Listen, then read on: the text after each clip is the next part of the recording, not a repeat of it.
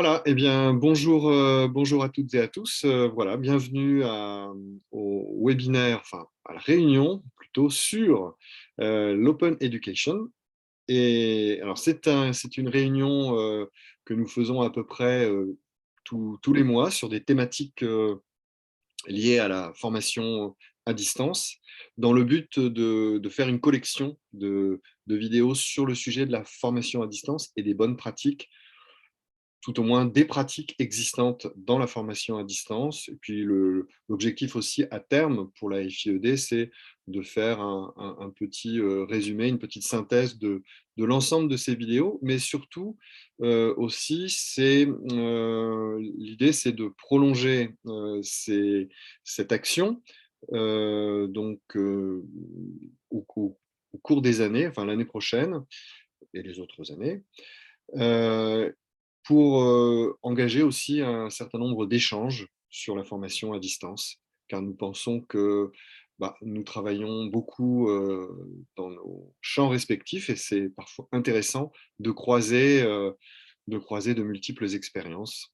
Voilà, donc c'est l'objectif que nous avons au sein de la FIED. Alors, je me présente, je suis Thierry Danquini, secrétaire général de la FIED. Je suis donc en poste à l'Université de Lille. Mon domaine, c'est les sciences de l'éducation et plus particulièrement l'apprentissage étudiant. Voilà, et nous sommes en présence eh bien, de le président de la FIED, Henri Benoît, Bonjour à tous. voilà, et Sandrine Albert qui s'occupe de l'administration du site web, de la communication. C'est elle qui a le plaisir d'envoyer toutes les newsletters que vous recevez et que nous alimentons. Bonjour à tous. Et nous avons avec nous comme invité VIP aujourd'hui Perrine de Coët-Logon. Alors, Perrine, pour la présenter, Perrine de Coët-Logon est chargée donc, de mission blockchain et open education à la direction d'appui à la pédagogie et à l'innovation de l'Université de Lille. Alors, elle travaille donc deux thématiques, la blockchain et l'open education. Alors, concernant la blockchain, elle est plus particulièrement représentante suppléante des autorités françaises dans le partenariat de la blockchain et coordonne les projets qui ont permis d'aboutir à la dématérialisation des attestations de réussite au diplôme, autour de 14 000, je crois, n'est-ce pas, Perrine? Elle pourra aussi, bien entendu, vous en parler, mais ce n'est pas le thème d'aujourd'hui, mais c'est quand même en lien avec l'Open Education, et elle pourra nous en dire deux mots. Concernant l'Open Education, bien, ou éducation ouverte, Perrine a été élue en avril 2020 au board d'Open Education Global. Alors, Open Education Global, sur le web, il faut bien chercher Open Education Global, OEG Global, parce que sinon vous tombez sur des sites de plomberie et ce n'est pas du tout le sujet. Donc, ne cherchez pas OEG, mais OEG Global. Alors, en tant qu'ex-directeur de la DIP, elle a eu tout mon soutien pour créer la première édition d'Open Education Global francophone en novembre 2020. Et c'est une communauté donc, qu'elle anime par un webinaire mensuel tous les derniers jeudis du mois. Donc voilà, vous pouvez donc la retrouver aussi le jeudi si le vendredi ne vous suffit pas. Voilà. Donc je vais laisser la parole à Perrine. Alors, sur le mode de fonctionnement, nous voulons que ce soit interactif. Donc, vous pouvez poser des questions dans le chat. Nous nous chargeons de collecter avec Sandrine l'ensemble des questions. Et puis, vous pouvez bien sûr lever la main à tout moment pour monter sur scène. Voilà. Et je vais peut-être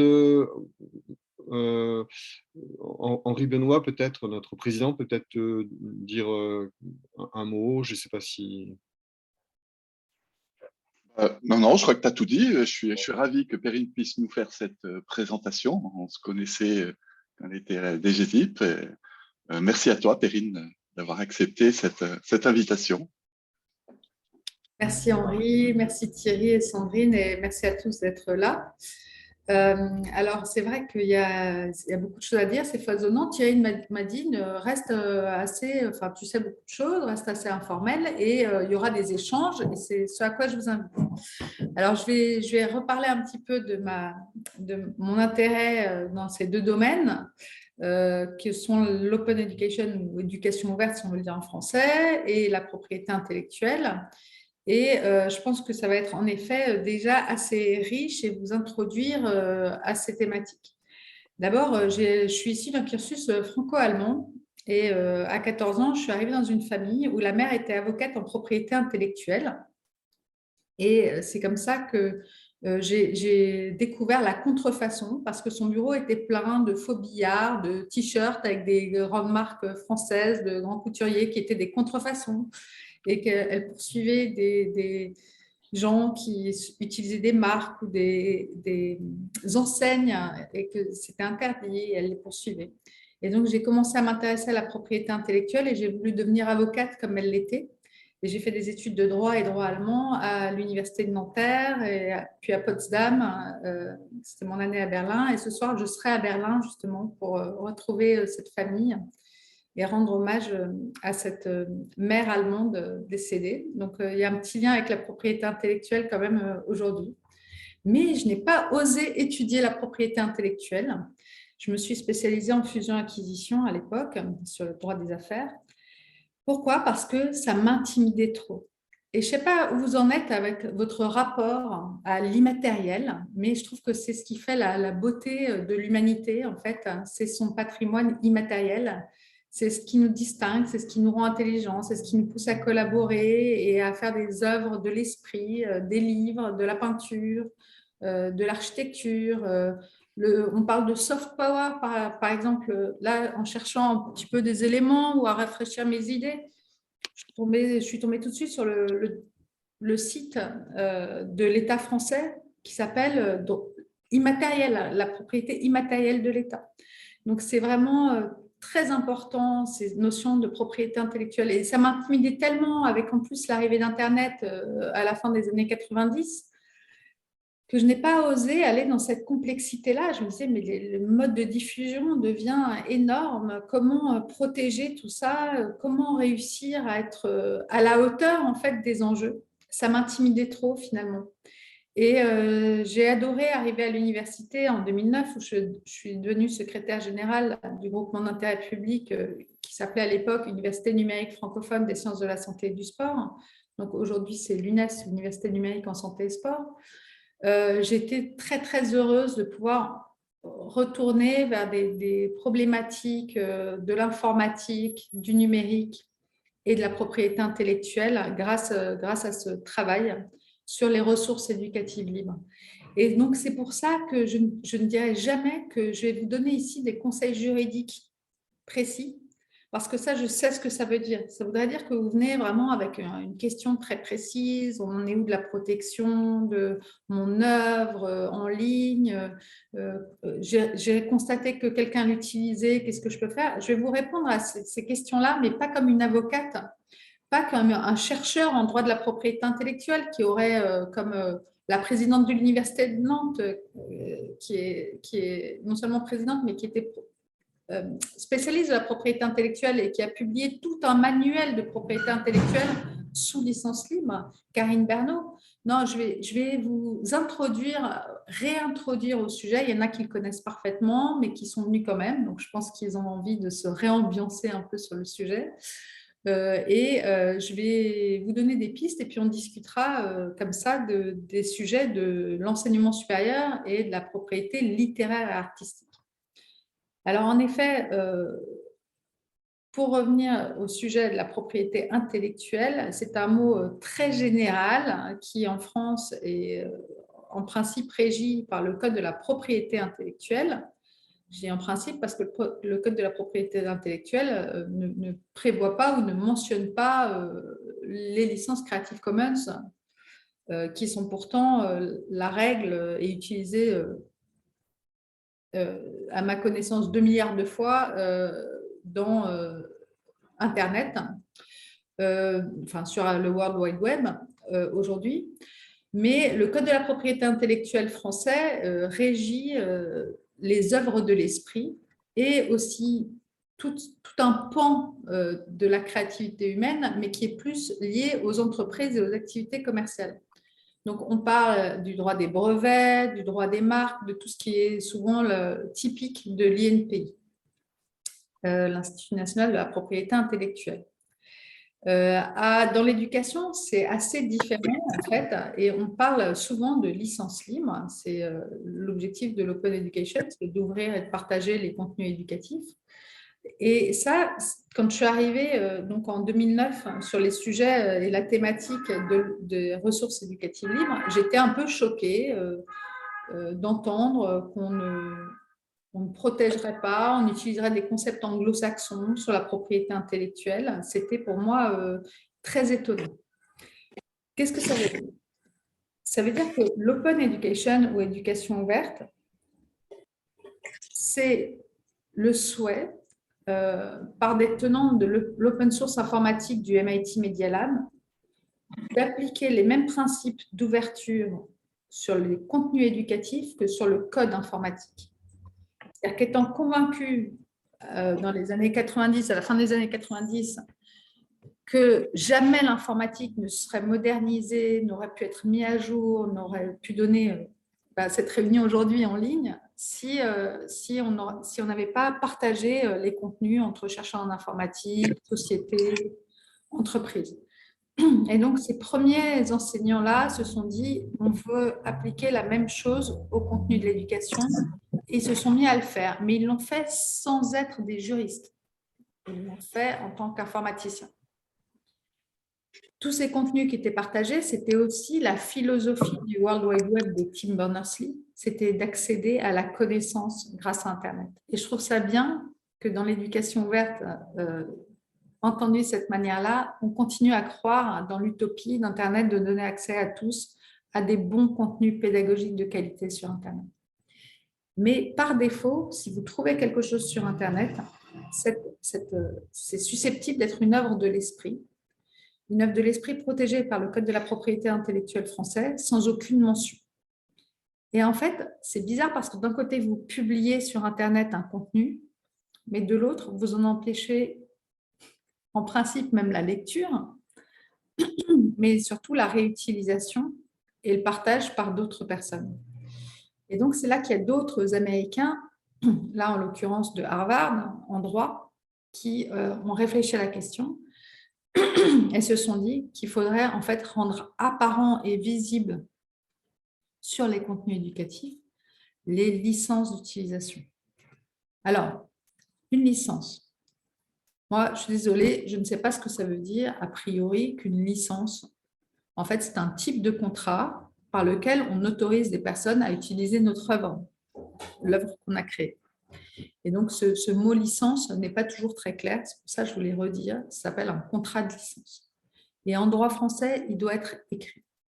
Et je reprends toujours ce moment où, donc, à l'Université numérique francophone des sciences de la santé et du sport, on recevait donc des subventions du ministère, on recevait des subventions des 37 universités françaises adhérentes qui avaient des composantes en médecine, pharmacie, odontologie ou STAPS, et avec l'ensemble du budget, on finançait des contenus pédagogiques innovants numériques, et la contrepartie de l'ensemble de ces financements publics, c'était que ces contenus soient mis en libre accès sur Internet. Et il fallait la documentation juridique afférente et envoyer un contrat de licence à la fois à l'université qui permettait d'avoir un montant de financement, mais aussi aux auteurs de la ressource pédagogique. Et c'était extrêmement difficile à récupérer. C'est-à-dire qu'un document, même aujourd'hui, Sandrine, je n'ai pas encore envoyé mon document pour le droit à l'image que je donne à la FIED très volontiers et qui n'est pas du droit de la propriété intellectuelle, mais qui relève du code civil et de la propriété, le droit sur sa propre image. Donc, j'envoyais un document, un fichier de traitement de texte, et en général, il ne revenait pas. l'auteur était parfois difficile à connaître parce qu'il pouvait y avoir un auteur ou il pouvait y avoir un contributeur à la ressource. Ça pouvait être une œuvre collective de plusieurs personnes. Et quand ça revenait, eh ben, ça restait enfermé dans mon armoire. Et ça, c'est complètement... En fait, ça n'a aucun sens. C'est pour ça que, comme j'étais interpellée sur Twitter par des personnes qui partageaient mes ressources en me disant est-ce que le droit français est vraiment adapté aux licences libres? J'ai envie de dire, toujours pas vraiment, même si c'est très promu dans tous les sites, la plupart des sites des ministères, et que les licences libres sont expliquées. Aujourd'hui encore, en principe, il faut rédiger un contrat de cession de droit d'auteur pour mettre ces contenus en ligne.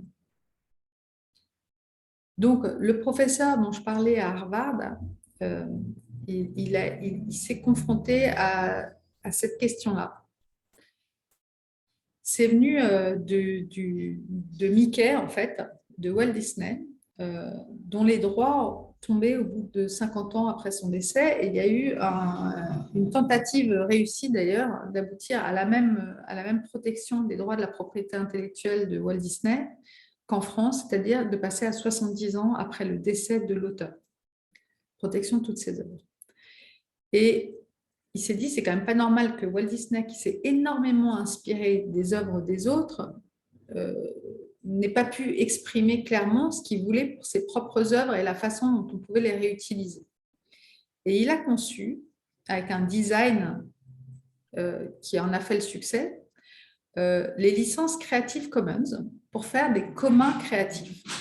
Donc, l'histoire des communs, c'est ce qui permet à tout le monde, justement, à toute l'humanité, de collaborer sans frein et de se dire, là, on a voulu les personnes qui mettent des communs ensemble ont souhaité collaborer tout ensemble et il faut libérer les droits d'auteur qui sont relatifs à leur création. Donc, Creative Commons.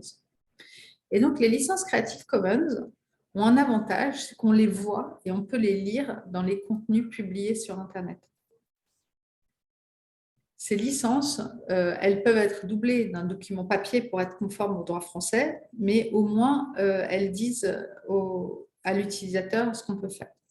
Donc, d'une part, avec des licences sur, disons, un contenu de cours, Henri, je regarde Henri parce qu'on a une collection qu'on connaît extrêmement bien, c'est la collection Anatomie 3D en sciences du sport, créée à l'Université Lyon 1, avec donc 150 vidéos très bien faites.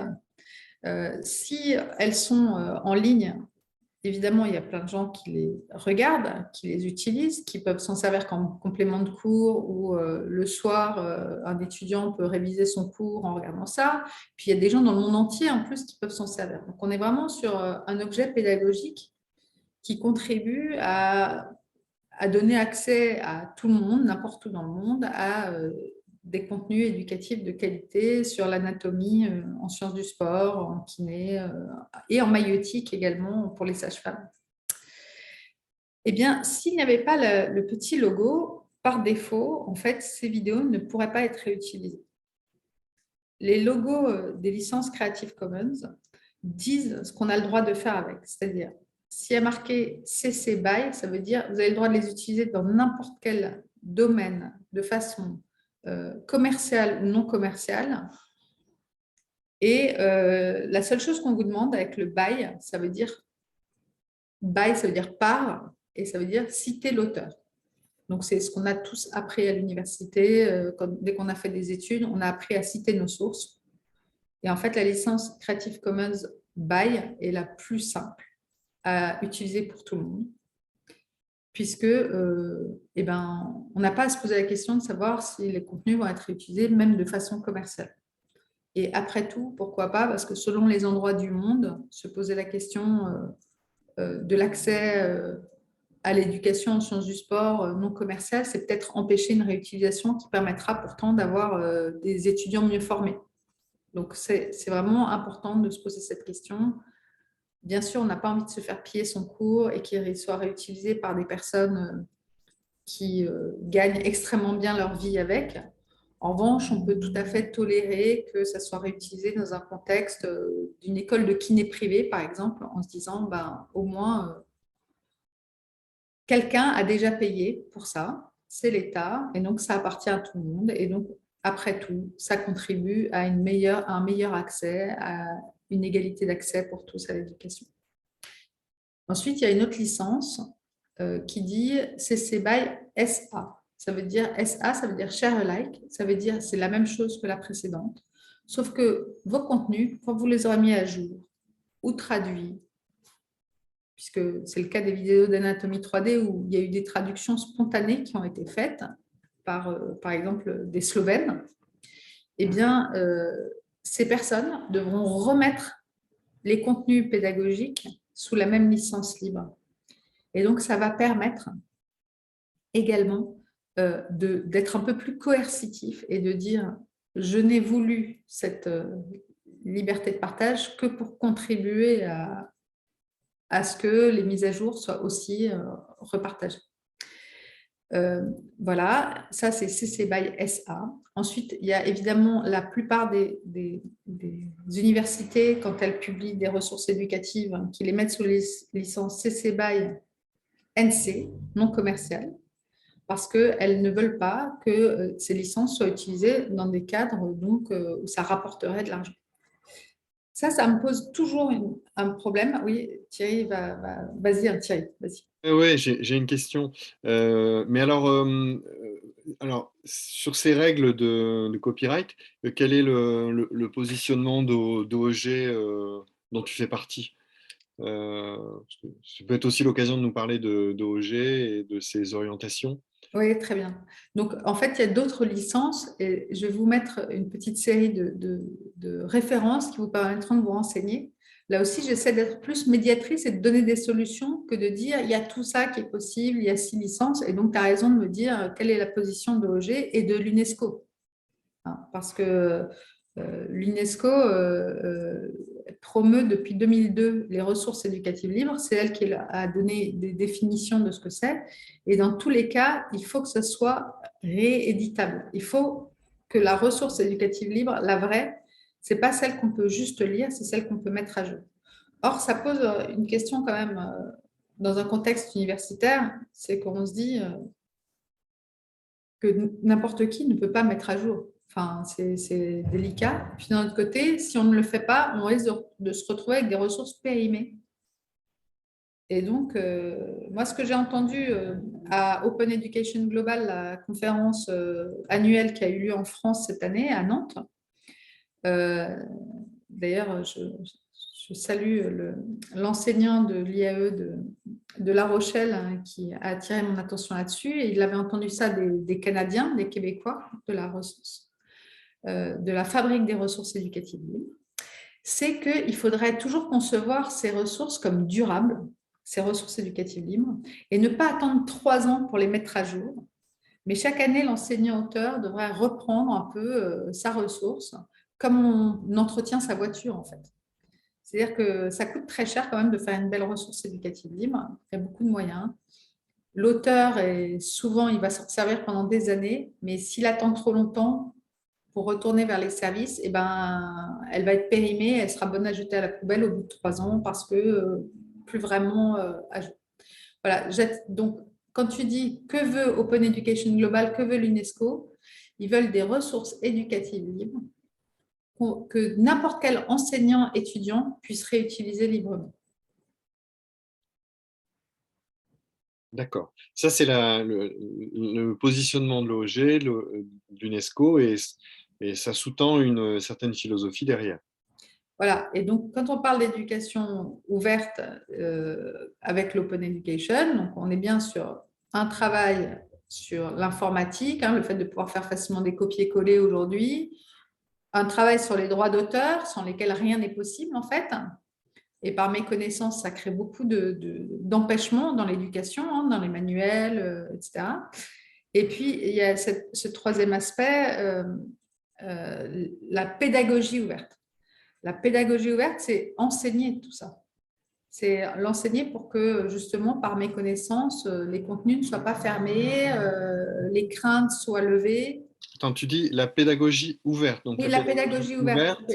La Open Pedagogy, c'est lié à l'Open Education telle que je la décris, c'est-à-dire on n'est pas chez Freinet, hein, On est sur le fait qu'on est dans la culture et les compétences numériques, en fait. Et effectivement, si on regarde en France, PICS, donc, qui est l'éducation et la certification aux compétences numériques, on voit que les licences libres sont bien enseignées au titre de la propriété intellectuelle. En revanche, c'est pour ça qu'il y a PICS plus droit qui s'est développé. Pardon, je suis aussi enseignante de PICS plus droit à la faculté de droit de Douai. Et parce que c'est insuffisant, on ne peut pas faire la propriété intellectuelle et les compétences numériques uniquement du point de vue des licences libres, mais c'est très bien de les enseigner. En revanche, dans le cadre de PICS, c'est d'une façon généraliste. C'est pour ça que je suis là aujourd'hui. Et donc, il y a la pédagogie ouverte, donc c'est apprendre à ouvrir en fait ces ressources pour un usage universel.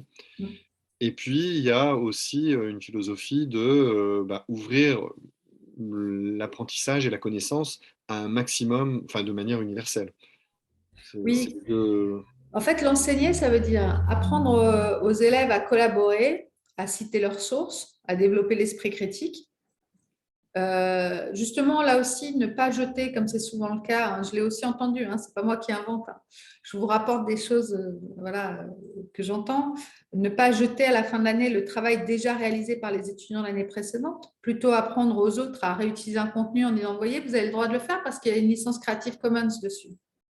Donc, comme vous avez une licence libre, tous ceux qui ont travaillé l'année dernière, vous pouvez reprendre, et c'est beaucoup plus dur, on le sait souvent, de reprendre quelque chose, de le mettre à jour, que de partir de la feuille blanche n'est pas facile, mais en réalité, la plupart des gens vont vite chercher sur Google des informations, etc.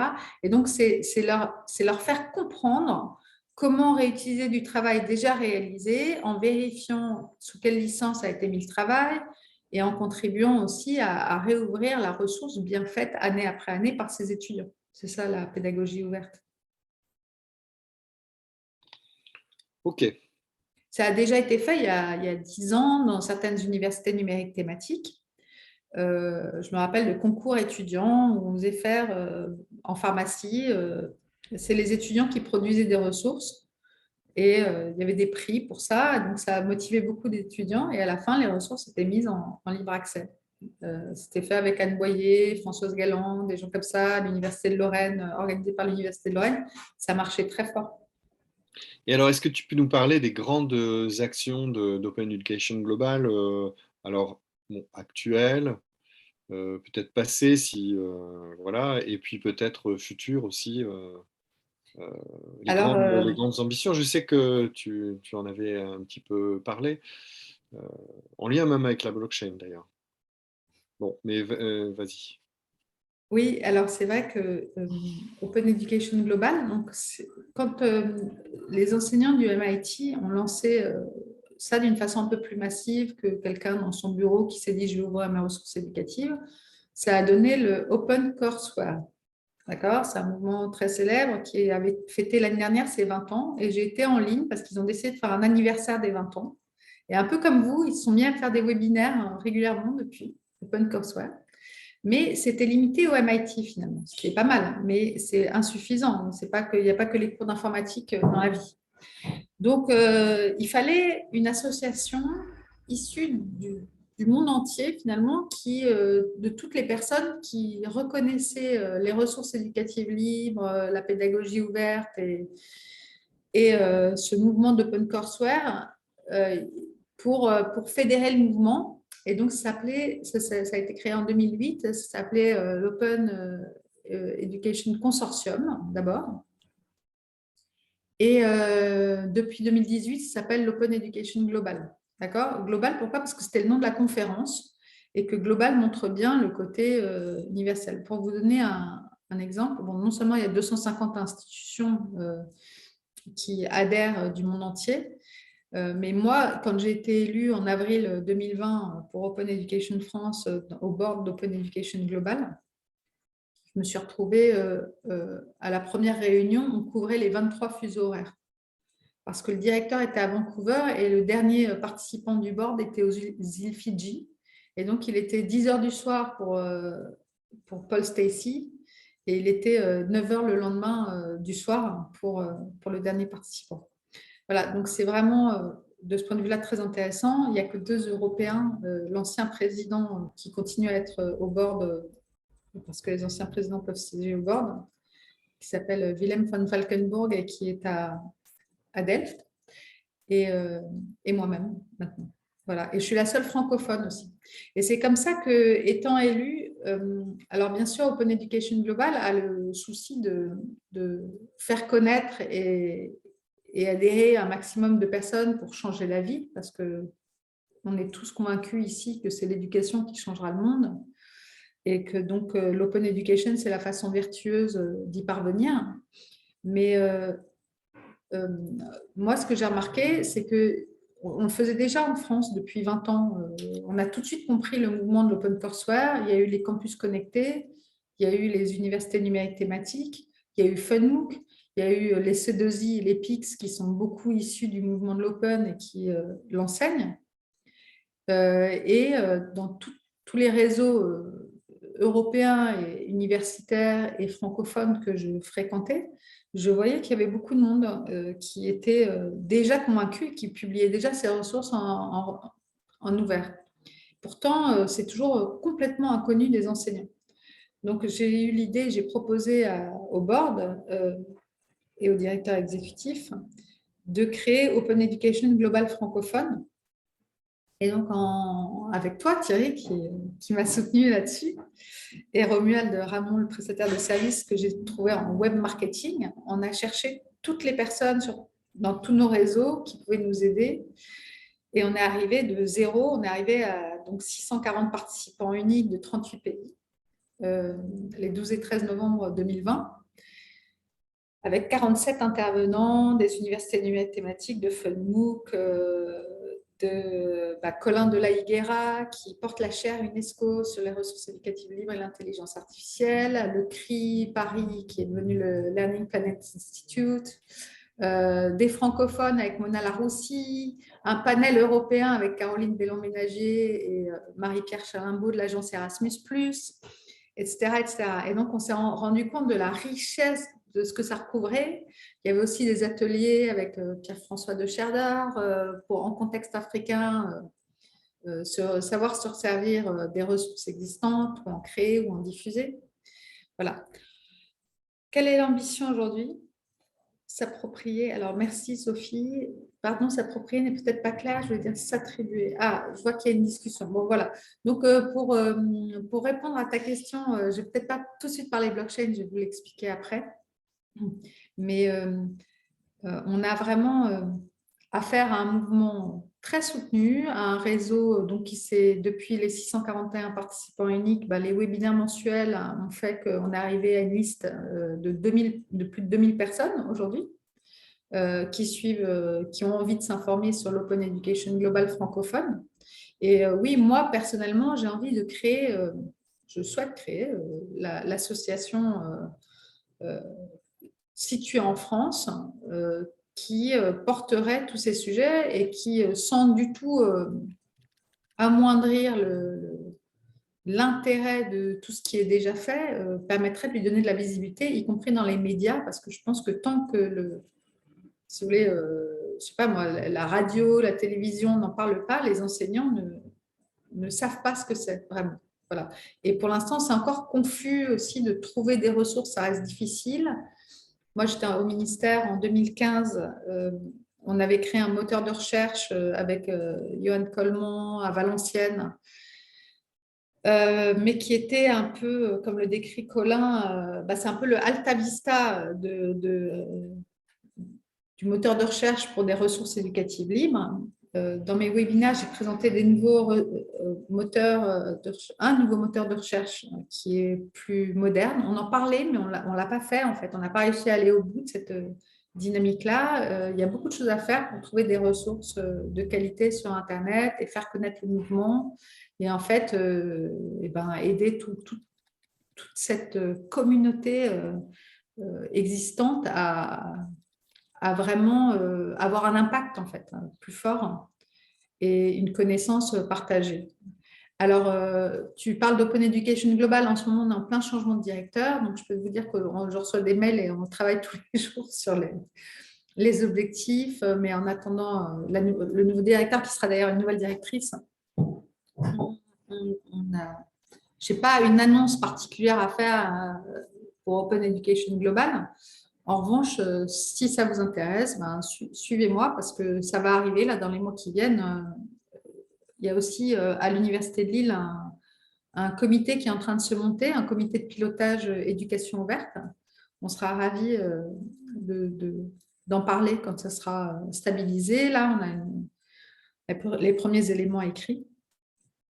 Donc voilà, il n'y a pas encore, c'est pas annoncé, vous voyez, dans l'agenda de rentrée du président de l'Université de Lille, mais il se passe des choses et pour vraiment trouver la façon, ce que les Américains appellent les policies, c'est-à-dire des politiques publiques, en fait, de réaliser une véritable politique publique de l'open education en travaillant de façon fine sur ces questions que se pose chaque enseignant, hein, de savoir comment publier son cours, quel droit, quel risque il prend, comment participer à ce mouvement sans se compromettre. Voilà. Alors, je vais regarder peut-être le chat. Oui. Alors justement, oui, on va faire peut-être une petite pause, comme je disais, pour répondre, parce qu'il y a donc une question justement sur les enseignants et l'attitude vis-à-vis des ressources libres. Et puis, mais peut-être qu'on peut les prendre dans l'ordre chronologique à partir de Sophie Winkel. Alors, s'approprier, oui, alors s'approprier, c'est pas le bon. Alors, donc, la question de Sophie, c'était que faut-il mettre ou ne pas mettre sous ce terme réutiliser? Est-ce que c'est s'approprier, modifier le contenu, intégrer à un cours, par exemple? Alors, s'approprier n'est peut-être pas clair, je voulais dire s'attribuer dans le cas où on modifie une ressource. Il faut toujours citer la source. Le droit de la propriété intellectuelle français est assez terrible parce qu'on a le droit de faire des petites citations courtes. On a ce qu'on appelle l'exception pédagogique est extrêmement peu claire. On n'a pas le droit même en citant ses sources, hein, on n'a pas le droit d'utiliser la Joconde en haute définition. Il faut utiliser une version dégradée. On croit que cette exception pédagogique est naturelle parce que c'est l'éducation. Alors, on a bien le droit à une petite exception, à réutiliser des choses qu'on trouve sur Internet ou dans les musées. Pas du tout, elle est payée. C'est-à-dire que tous les musées de France reçoivent une contribution pour avoir cette exception pédagogique et en plus, c'est dans un contexte dégradé. Je vous passe aussi la directive copyright européenne qui est extrêmement restrictive dans la diffusion même des contenus éducatifs et qui, de facto, interdirait quasiment les MOOC. Donc oui, la question de la propriété intellectuelle, c'est le fait de mettre des licences libres, de s'identifier très clairement en tant qu'auteur original d'une œuvre et de dire dans le cœur de son œuvre, vous pouvez réutiliser. Oui, Sophie, ça veut dire que d'autres personnes ont le droit de prendre des pans entiers du cours, des pans entiers. C'est-à-dire que vous donnez ce droit-là. Seulement, il faut dire de la page 15 à la page 25, c'est le cours de un tel que j'ai pu réutiliser sans rien modifier tellement il était bien. Et l'intelligence, c'est ça aujourd'hui. C'est pas de faire ce qu'on nous a appris, c'est-à-dire de toujours refaire sa mayonnaise forcément. Bah si, vous refaites une mayonnaise parce que vous pouvez utiliser le cours tel quel en disant moi, je deviens médiatrice du cours de un tel qui est excellent, il n'y avait rien à redire là-dessus. Vous pouvez en prendre 10 pages et dire, voilà, ces 10 pages-là, il n'y avait rien à ajouter, je l'ai pris tel quel. Ou encore, vous pouvez le mettre à jour et les 10 pages ont été modifiées par vous et vous le dites, mais vous citez quand même l'œuvre originale et pas la peine de surligner en jaune, mais vous pouvez dire, je l'ai mis à jour des connaissances actuelles, par exemple. Est-ce que c'est clair, Sophie ? Vous pouvez aussi intervenir, vous pouvez prendre la parole hein, si vous le souhaitez. Hein, il n'y a pas de problème par rapport à ça. Alors, peut-être que ce que tu dis fait écho et donne du grain à moudre Alice Carn qui s'interroge justement sur les enseignants qui ne veulent pas, justement, qui ont des difficultés à mettre à disposition leurs cours. En fait, l'idée, c'est de donner des arguments. Et on est confronté à ça depuis, c'est vrai, depuis des années, depuis qu'il existe Internet, finalement. Oui, Je ne sais pas si tu vas avoir toutes les réponses, et je crois que c'est un débat. mais je trouve justement, c'est pour ça que je vous disais, je suis pas là à donner des.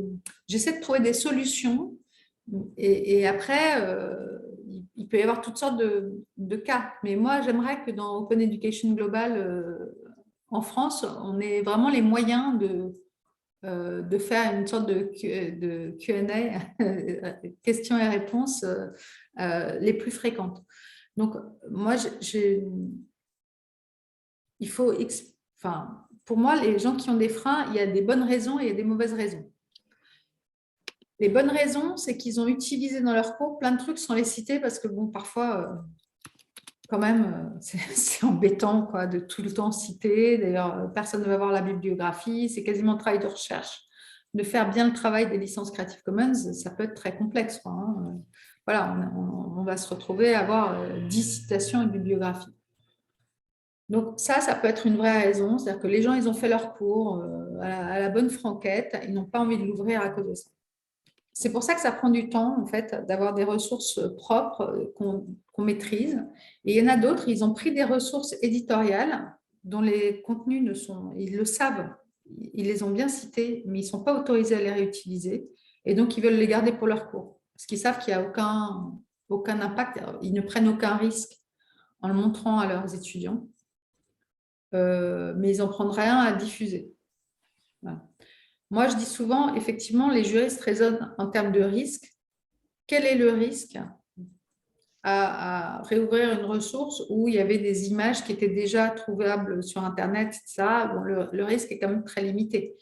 D'ailleurs, il faut un intérêt à agir pour faire un procès. Donc, je veux dire, vous pouvez d'abord prendre un petit mail de quelqu'un qui a vu que le contenu non libre était utilisé et qui vous fait la remarque, et puis vous le retirez, et puis voilà. Donc, c'est désagréable, mais vous pouvez vous dire, bon, bah, c'est de bonne guerre, on m'a prévenu, j'ai enlevé le contenu, c'est terminé. Effectivement, avec les milliards de contenus sous licence libre, que ce soit tout Wikipédia, tout YouTube, etc., il y a déjà de quoi faire en réutilisation de contenus sous licence libre.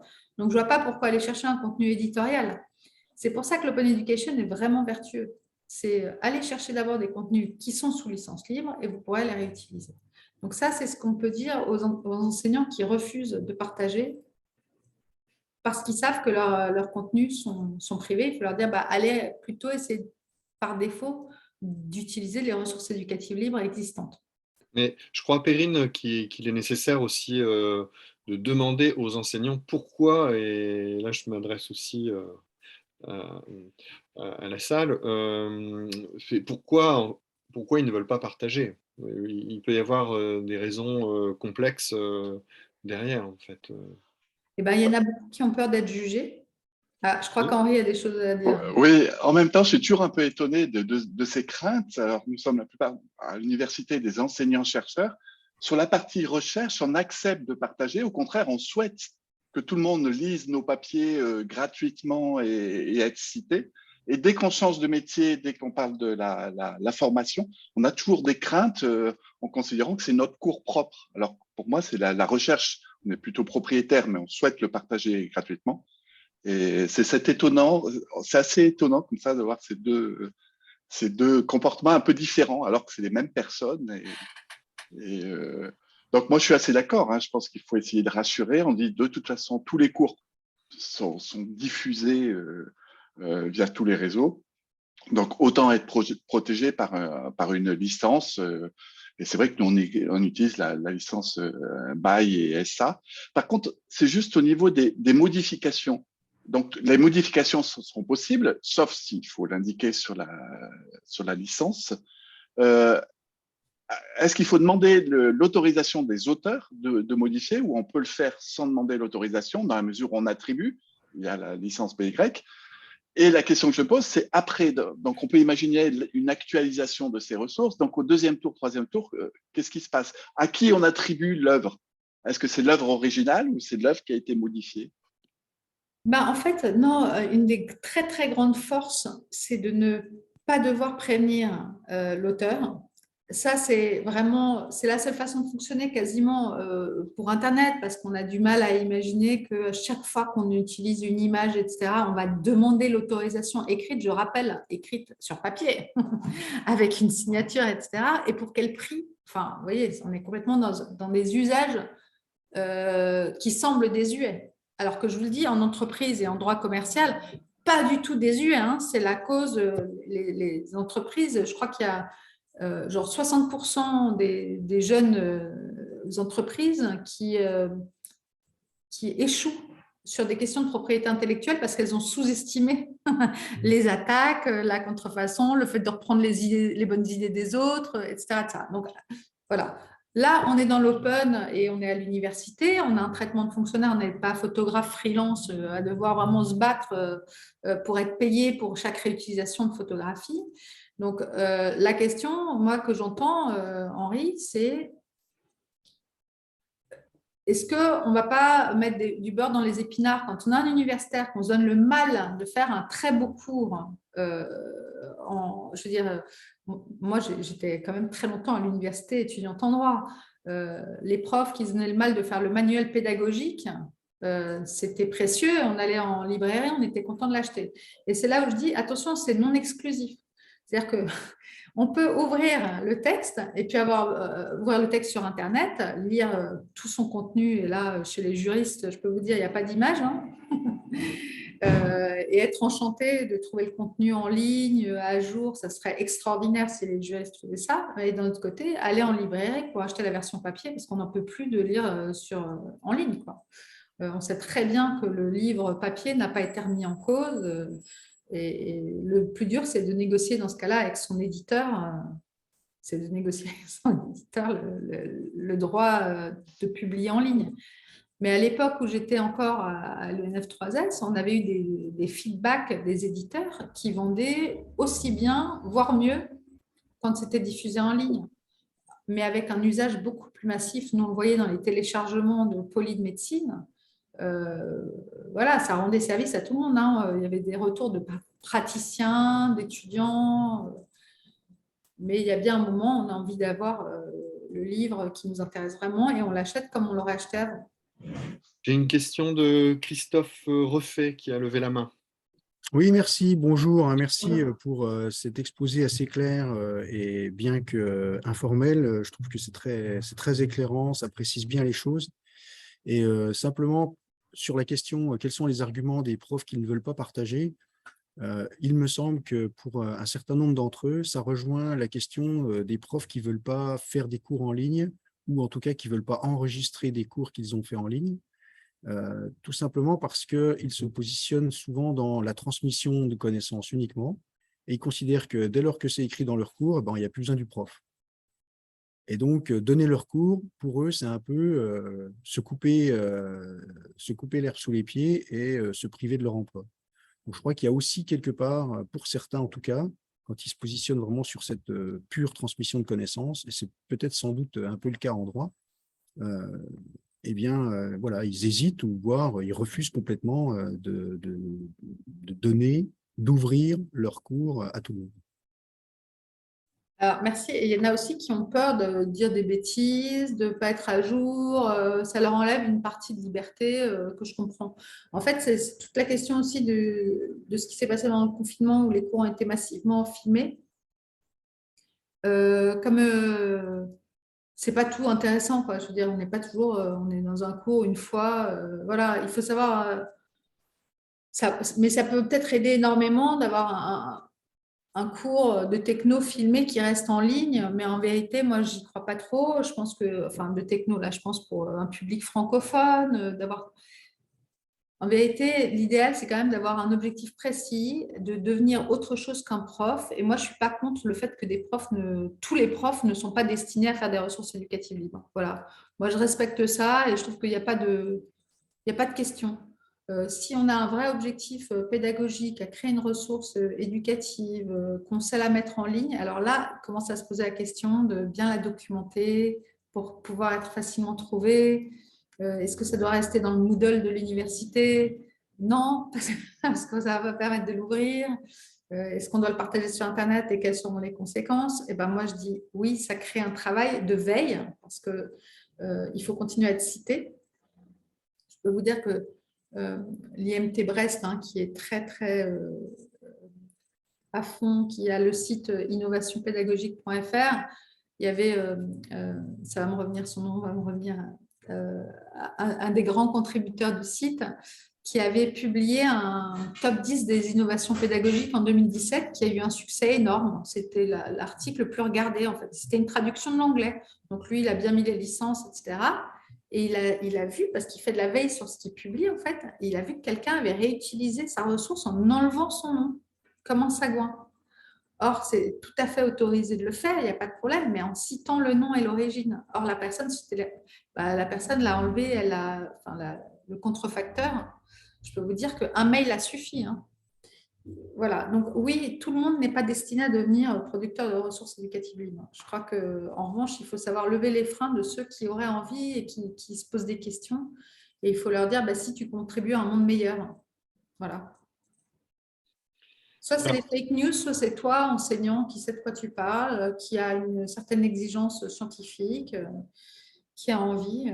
Ouais, mais voilà, si tous les enseignants de toutes les disciplines se mettent à publier, ça ne va pas non plus, quoi, hein. Il y a forcément un travail de collaboration, de temps, de volonté derrière. Alors, en back-office, nous avons pour mission d'essayer de satisfaire tout le monde. Alors, il y a des questions sur différentes hauteurs. Là, on a une question un petit peu plus technique. Il y en a deux de AA et de NN. Sur justement les licences. J'ai une question concernant CC by NC. Si j'ai bien compris, l'exception pédagogique ne s'applique qu'à l'éducation nationale, donc je fais le lien entre CC by NC et l'éducation nationale. Je suis directrice adjointe d'un CFA, de la CMA, donc un établissement public territorial. On ne fait pas de profit, mais néanmoins, on n'est pas de l'éducation nationale. Donc, peut-on utiliser des ressources sous ce statut ou est-ce un problème? Eh ben, c'est une excellente question. On est en plein dedans. Merci d'avoir posé. Merci de l'avoir posé. Mais je vois que je n'ai pas encore répondu à Mocrane et ça. Bon, j'arrive. On va faire une chose après l'autre. Alors, moi, je dis de quoi veut se protéger l'enseignant qui met non commercial. Et malheureusement, ça a été fait beaucoup trop souvent, selon moi, dans toutes les directions, en disant « Ah non, on est dans le public, c'est pas pour que… » Tu te souviens l'autre jour, quand je suis intervenue pour toi, Thierry, tu disais… Enfin, c'est pas pour que les enseignants de l'EDEC reprennent nos bonnes ressources et se mettent à les publier. C'est vrai que ça serait énervant que dans un contexte où les étudiants payent des frais très importants, etc., que l'organisme puisse comme ça très facilement se servir de ressources éducatives libres, qui sont quand même des contributions généreuses malgré tout, de l'enseignant qui devient porteur d'un projet numérique, etc. C'est complexe. Voilà. Pourtant, moi je crois qu'on empêche tout en mettant non commercial. Je pense que ce n'est pas grave qu'à la marge, il y ait des utilisations qui se fassent dans des contextes purement commerciaux. Et que, comme tu l'avais très bien remarqué, Thierry, ce n'est pas demain la veille qu'une institution privée va utiliser des cours du public en mettant en gros que ce n'est pas eux qui ont fait le cours, quoi, parce que finalement, il faut toujours citer ses sources. Donc, ça veut dire qu'on utilise dans un contexte privé un cours avec marqué en gros Université de Lille, quoi. Voilà. Donc, c'est vrai que déjà, c'est un frein pour la personne qui réutilise de pouvoir citer ses sources en ayant fait payer très cher le droit d'inscription. Ça pose question, quoi. Voilà. Le citer un peu, ça va. Reprendre des pans entiers de cours, c'est plus complexe. Pour un CFA, moi, je trouve qu'il faudrait être dans une utilisation raisonnable. En plus, c'est le public. Voilà, la plupart des formations sont déjà cofinancées, financées. Ce n'est pas des montants très élevés. On n'est pas sur des 40 000 € à l'année, quoi. Donc, je trouve que pour moi, la question ne se pose même pas. Il faut pouvoir utiliser toutes les ressources éducatives libres, même celles qui sont marquées non commerciales. Enfin, je termine sur cette question du non commercial avec le problème, c'est que ça empêche tout ce non commercial puisque les universités ne savent pas proposer un modèle commercial pour les personnes qui viendraient. Un énorme malentendu sur les licences Creative Commons, c'est de croire que c'est interdit. Non, ce n'est pas interdit.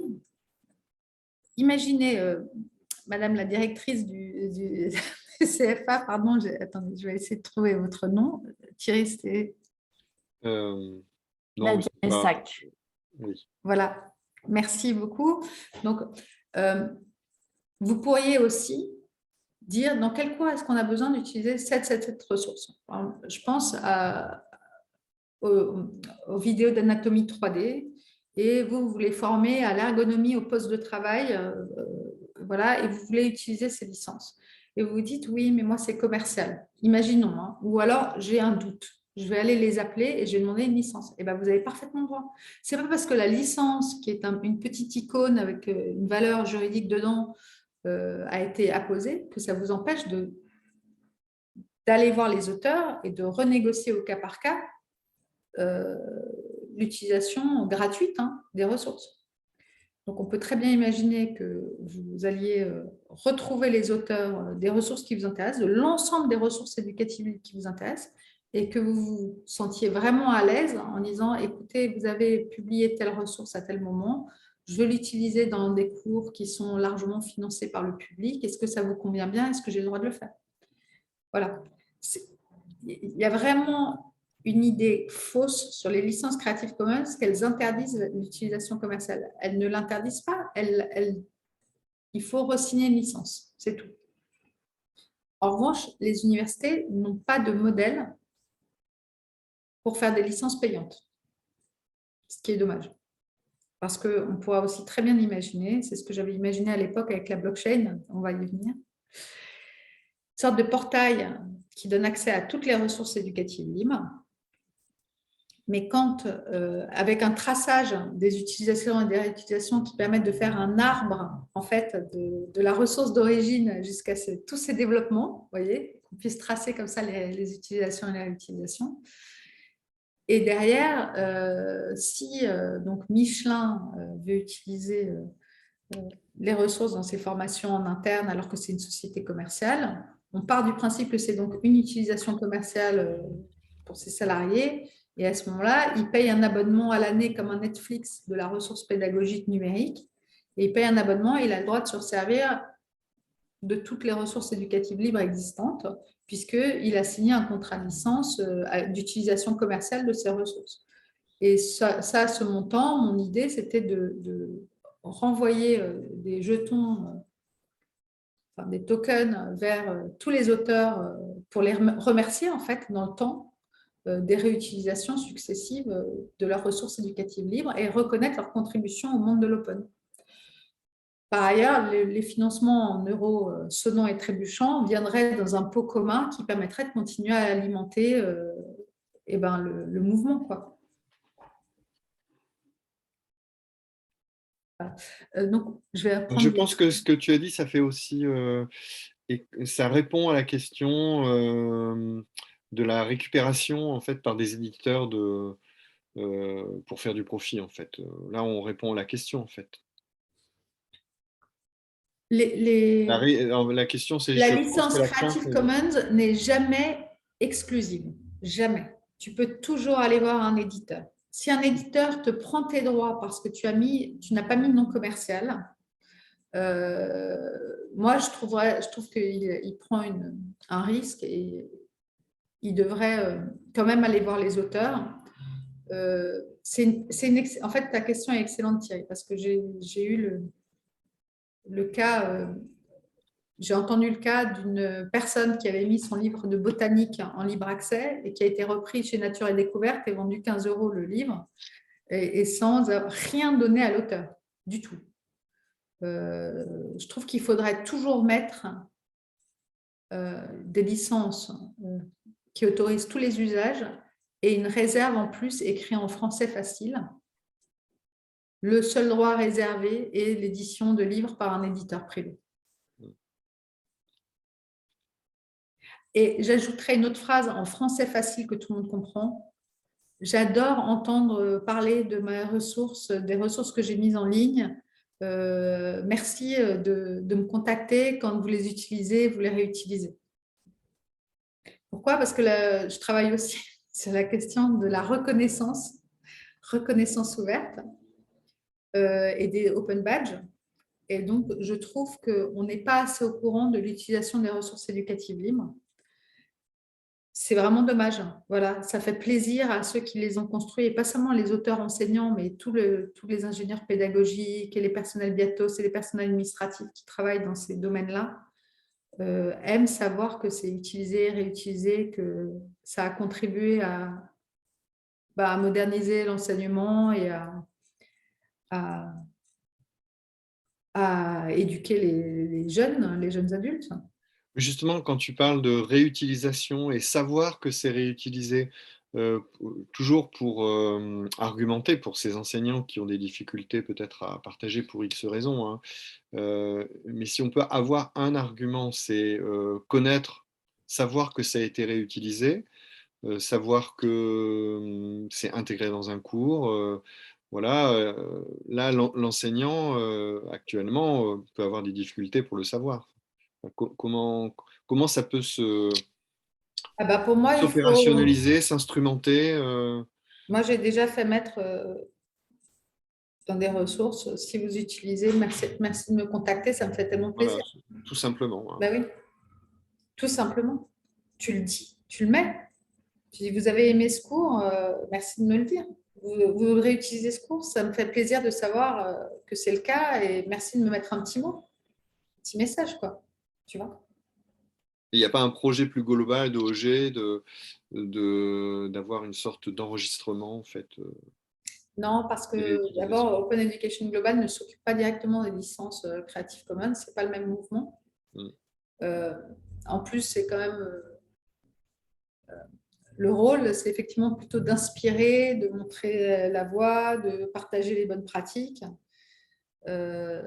C'est pas très technologique aujourd'hui et il n'y a pas de traçage. On peut mettre des balises d'analyse, de visite des contenus, ça c'est intéressant, évidemment.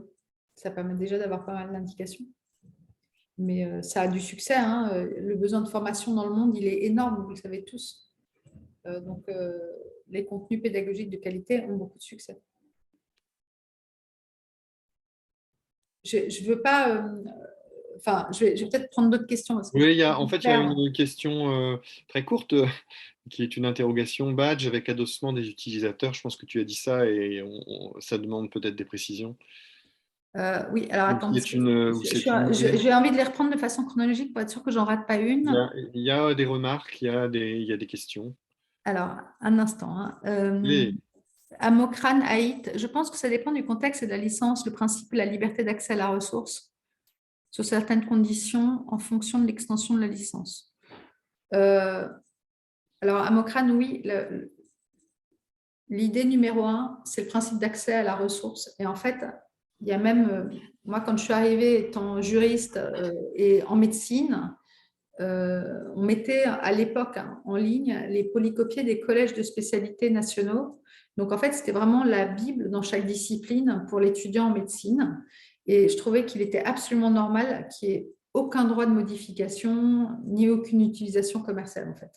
Parce que là, on était un peu, vous voyez, ça dépend peut-être du document aussi, on était vraiment sur un document référent. Et puis, avec le temps, je me suis rendu compte que ça n'avait rien à voir. En fait, le droit de recopier, puisque c'est là, c'est un libre accès. Si on prend 10 pages du poly des collèges de spécialité pour en faire son cours, c'est très bien aussi, parce que c'est une très bonne référence. Donc, il faut bien pouvoir le réutiliser, le mettre à jour ou le faire sien. Donc, c'était au final, moi, je trouve qu'il faudrait des contenus labellisés en ligne, mais avec quand même le droit d'aller les modifier. Évidemment, il y a les gens méchants, enfin, je veux dire, il y a les fake news, etc. Donc, c'est bien d'avoir quand même des versions où on dit, cette version-là, c'est la version authentique, c'est la version de référence, mais vous avez le droit de la modifier, etc., etc. Mais au moins, comme ça, quelqu'un, quelque part, peut retrouver le texte d'origine.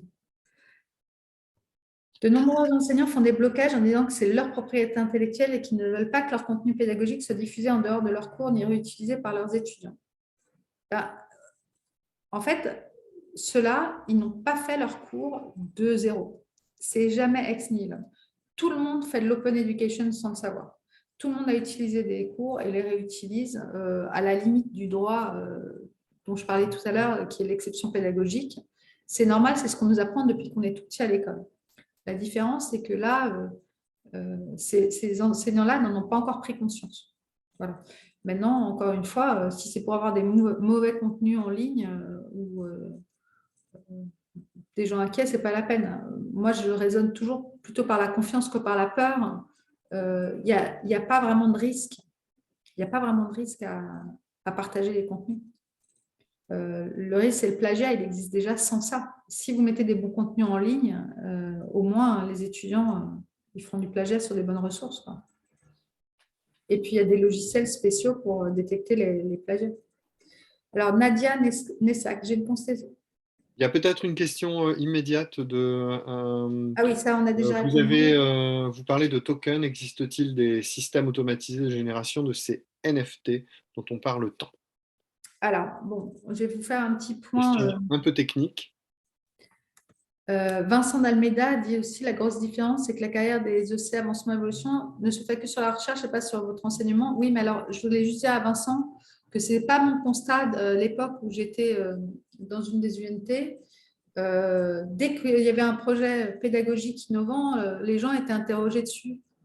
Parce que finalement, c'est original encore maintenant de faire un beau projet pédagogique innovant et ça plaît beaucoup dans la carrière. Et peut-être que les gens sont notés…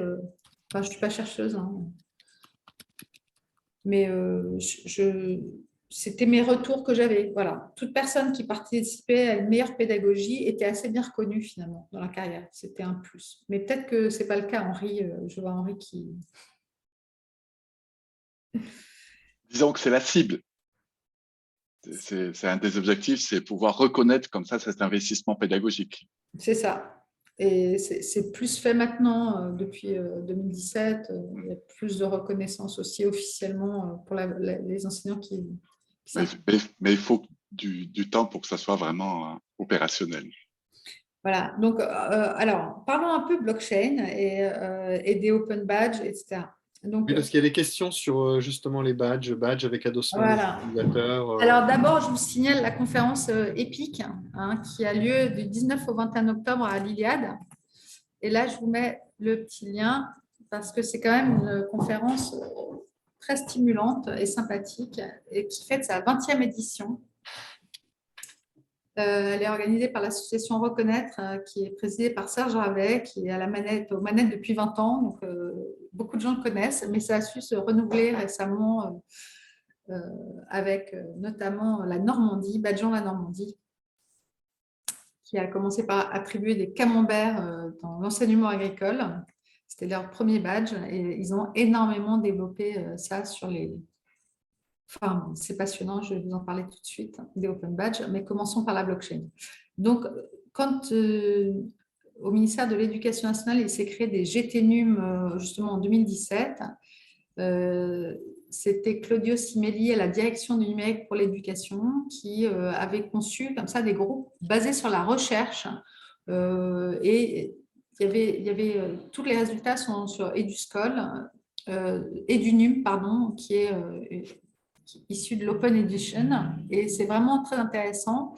Il y avait par exemple Éric Bruyard qui avait une chercheuse qui est allée vraiment dans les salles de classe de l'éducation nationale, voir comment les enseignants créaient leurs cours.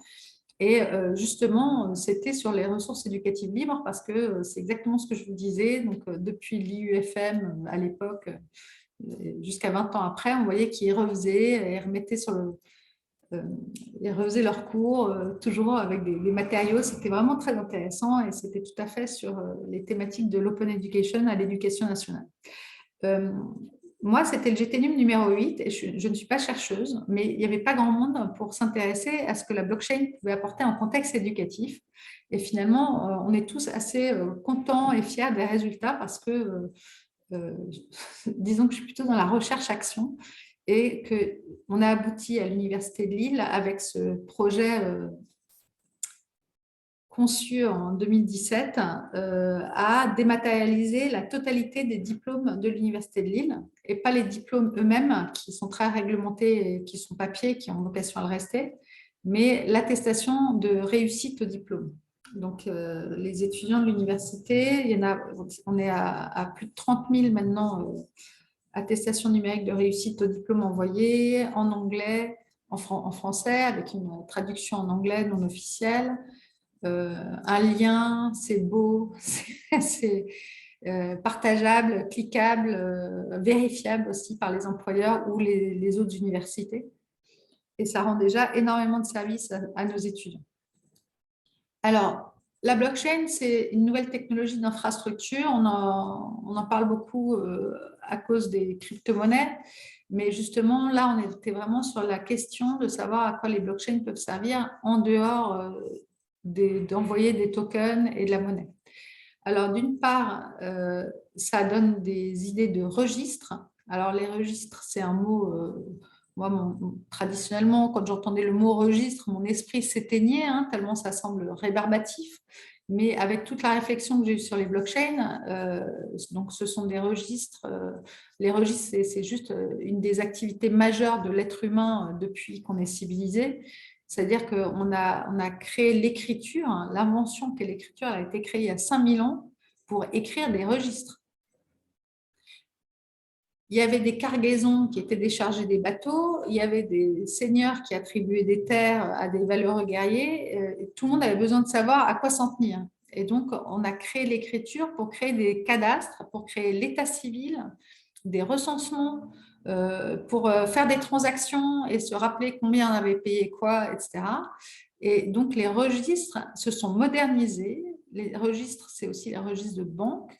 Chacune de nos transactions bancaires est dans un registre. Dès qu'on sort sa carte et qu'on la pose sur un terminal de paiement, il s'inscrit des transactions entre vos banques, entre la banque du commerçant et vous-même.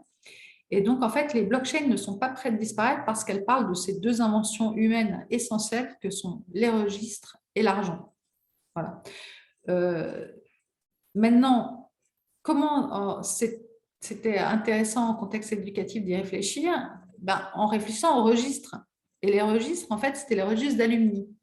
Et en fait, jusqu'à l'arrivée de cette réflexion sur la blockchain, peu de gens s'étaient intéressés à l'innovation des services de scolarité. Et pourquoi? Parce qu'on n'est pas dans la pédagogie innovante du tout. On est dans la transformation publique. Et là, c'est pour ça que quand on a abouti à cette idée, déjà, on va travailler sur la façon dont les institutions d'enseignement supérieur émettent des diplômes, que les étudiants les partagent et que les employeurs ou les autres universités les vérifient. Je me suis tournée vers la direction interministérielle du numérique et je me suis retrouvée dans le partenariat européen de la blockchain à représenter la France. Et de toute l'Europe, il y avait des personnes qui étaient venues avec la même idée.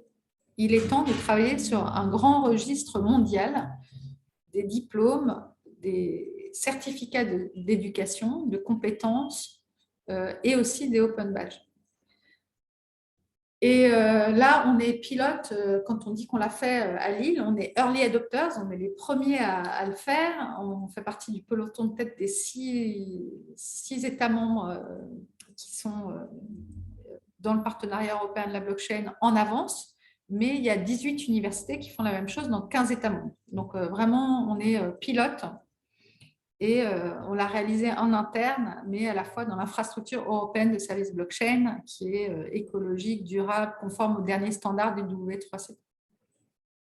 Voilà, donc ça, c'est une grosse motivation et une grande réussite de 35 personnes qui ont travaillé, dont Jean-Luc Tessier en tant que délégué à la protection des données personnelles, la directrice de la scolarité qui a été complètement clé, Bénédicte Gauthier, et puis la société prestataire BC Diploma avec qui on a extrêmement bien travaillé.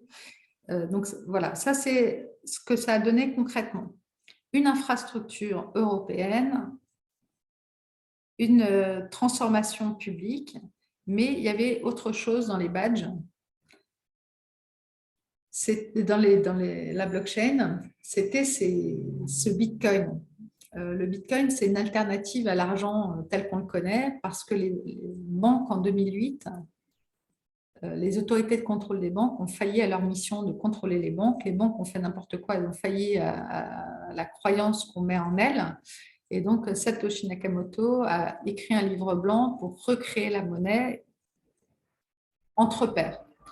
Et ça a donné des idées dans l'éducation où le diplôme doit peut-être, qui est un peu notre euro à nous, notre crédit émis à l'issue de plusieurs années d'études et de validation par les enseignants, ça a donné des idées qu'il y avait peut-être d'autres façons de reconnaître les personnes par leurs pairs et que peut-être il y avait des alternatives au diplôme qu'on pouvait reconnaître à l'université même ou en dehors de l'université.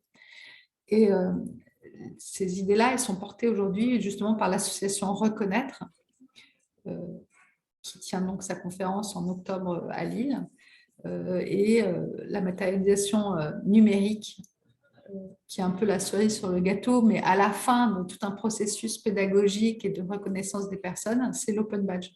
Et c'est pour ça que je dis l'open badge est peut-être le Bitcoin du diplôme, c'est-à-dire un jeton envoyé sur autre chose. On peut imaginer les étudiants décrocheurs, par exemple. Ils ont étudié 2 ans pour des raisons économiques ou des raisons où ils sont démotivés, où ils sont malades, où leur entourage ne leur permet plus de continuer à travailler. Les voir partir de l'université sans rien, sans diplôme, c'est quand même dommage. Il faut peut-être créer les open badges pour ça, enfin une série d'open badges qui fasse un petit bilan de ce que c'est l'étudiant au bout de 2 ans, et c'est déjà ça. Voilà.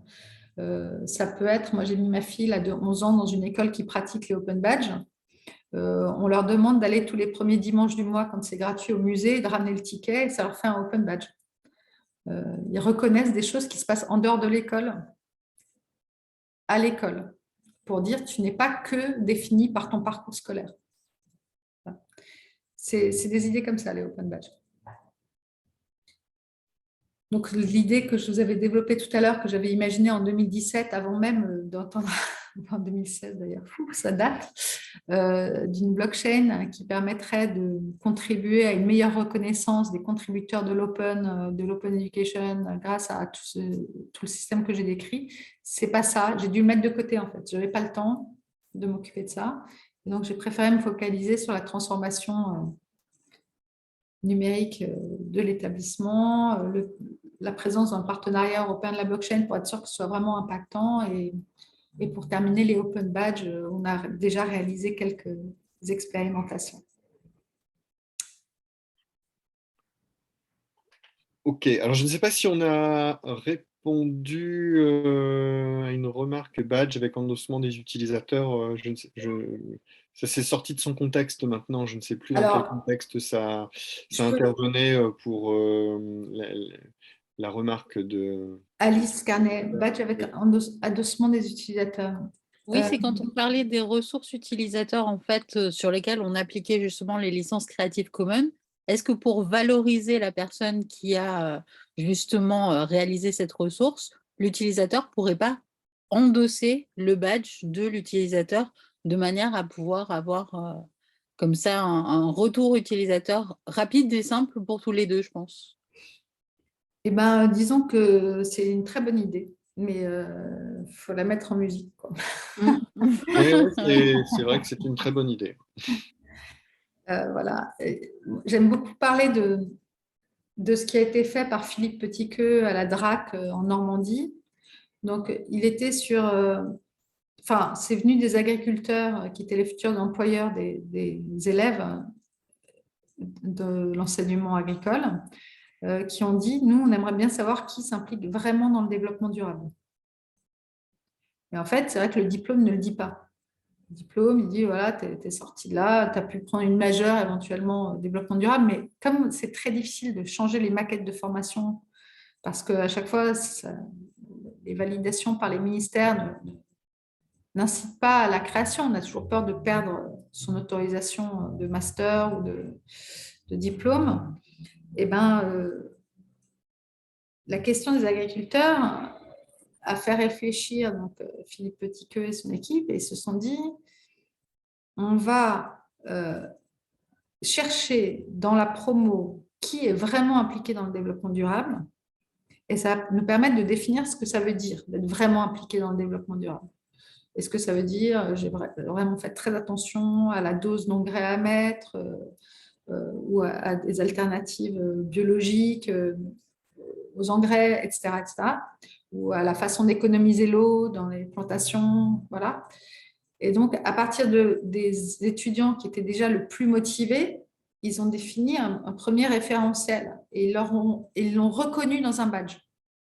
C'est-à-dire que ça faisait un petit instrument numérique comme ça qu'ils pouvaient envoyer aux étudiants en disant « Toi, tu es vraiment impliqué dans le développement durable, ça veut dire ça, ça, ça, ça. » Une fois qu'ils avaient fait ça, évidemment, il n'était pas question de le réserver aux étudiants qui avaient démontré leur motivation, mais d'annoncer à toute la promo « Alors voilà, vos futurs employeurs ont demandé à savoir qui était vraiment impliqué dans le développement durable, on y a réfléchi, et vous pouvez tous faire ça, ça, ça, ça, pour montrer et obtenir le badge. » Donc, avec un parcours de badge motivant ou simplement à la fin de l'année, oui, tu as eu… Et ce n'est pas dans la maquette d'origine de la formation. Ça permet donc de flexibiliser le parcours, de proposer de nouvelles formations bien adaptées, parce qu'au moins, on a engagé une réflexion là-dessus et qui se matérialise à la fin dans un petit badge qui est donc la même chose que mes attestations numériques vérifiables de diplôme. C'est un standard informatique. Donc, on clique dessus, puis on peut vérifier les métadonnées du badge qui disent j'ai remis ce badge à un tel parce qu'il a fait preuve de telle et telle et telle compétence, connaissance, etc. On décide absolument librement du parcours qu'on veut faire. Le badge peut être motivationnel, c'est-à-dire qu'on aura 1, 2, 3 experts sur un domaine, ou le badge peut juste arriver à la fin d'un cursus pour dire on a vérifié, monsieur, madame, connaît bien ce domaine-là. Et donc, une fois qu'ils l'ont proposé à toute la promo et qu'ils ont expliqué que le badge, c'est évidemment pas le diplôme, mais c'était à côté, on peut très bien imaginer que l'étudiant n'ait pas le diplôme, mais les badges. Enfin, je veux dire, c'est pas l'un ne remplace pas l'autre. En revanche, ça donne aussi une vraie matière pour présenter la réforme de la formation au ministère. C'est-à-dire qu'on dit, regardez, on a fait tout ce travail-là, on a abouti à tel nouveau, nouvelle, pas discipline, mais nouveau cours. Et en fait, on a flexibilisé le parcours, on l'a rendu plus durable, orienté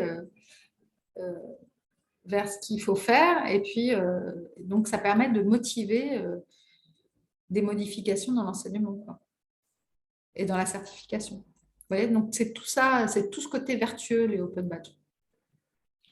En tout cas, la question d'Alice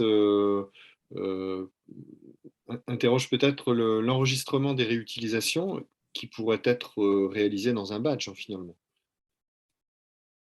Écoute, merci encore à Alice, c'est une bonne idée, oui, tout à fait, mais si c'est sur les ressources éducatives libres, alors moi, j'avais imaginé ça, j'avais imaginé le Netflix de la ressource pédagogique avec une traçabilité et de la reconnaissance derrière, voilà, en quelque sorte. Donc oui, tout à fait, et ce serait avec des tokens qui reconnaîtraient les réutilisations et qui permettraient de tracer. Mais vous allez me dire, dans Wikipédia, il y a déjà ça, on voit qui a ajouté quoi, il y a déjà du traçage, peut-être que c'est une usine à gaz aussi, et qu'il faut juste se contenter déjà d'aller faire les cours et pas de mettre de la technologie par cours partout. Il faudra en parler au prochain colloque sur EPIC, justement. Ce sera l'occasion. À Lille, à l'Iliade.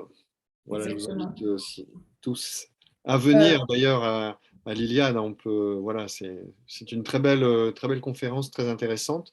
Mais en plus, dans un lieu très sympathique, puisque c'est l'Iliade, la bibliothèque phare de l'Université de Lille.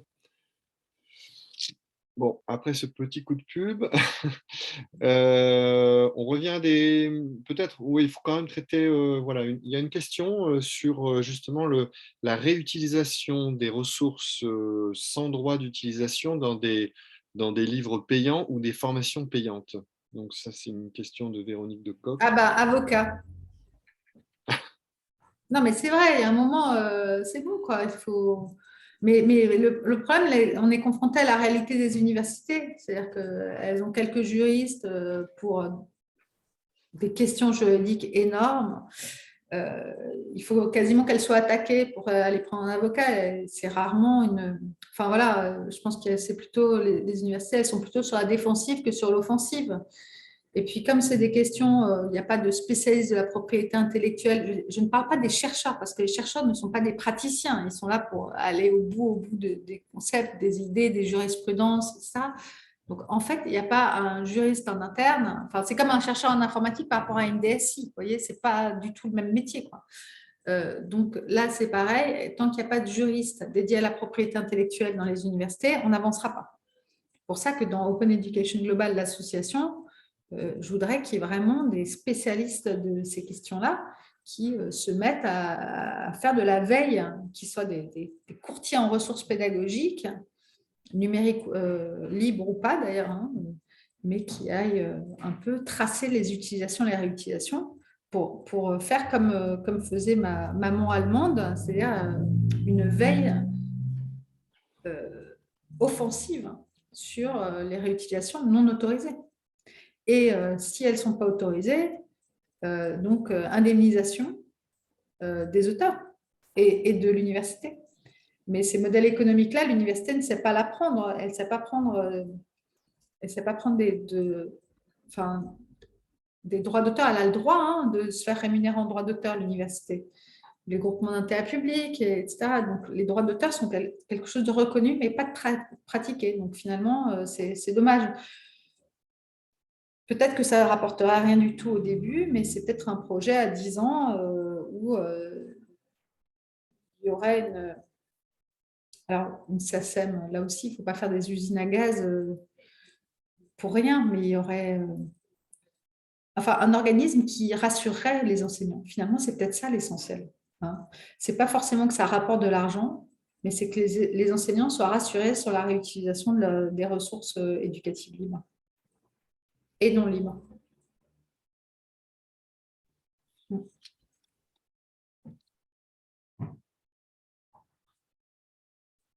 Oui, être rassuré, oui, je pense. Être rassuré.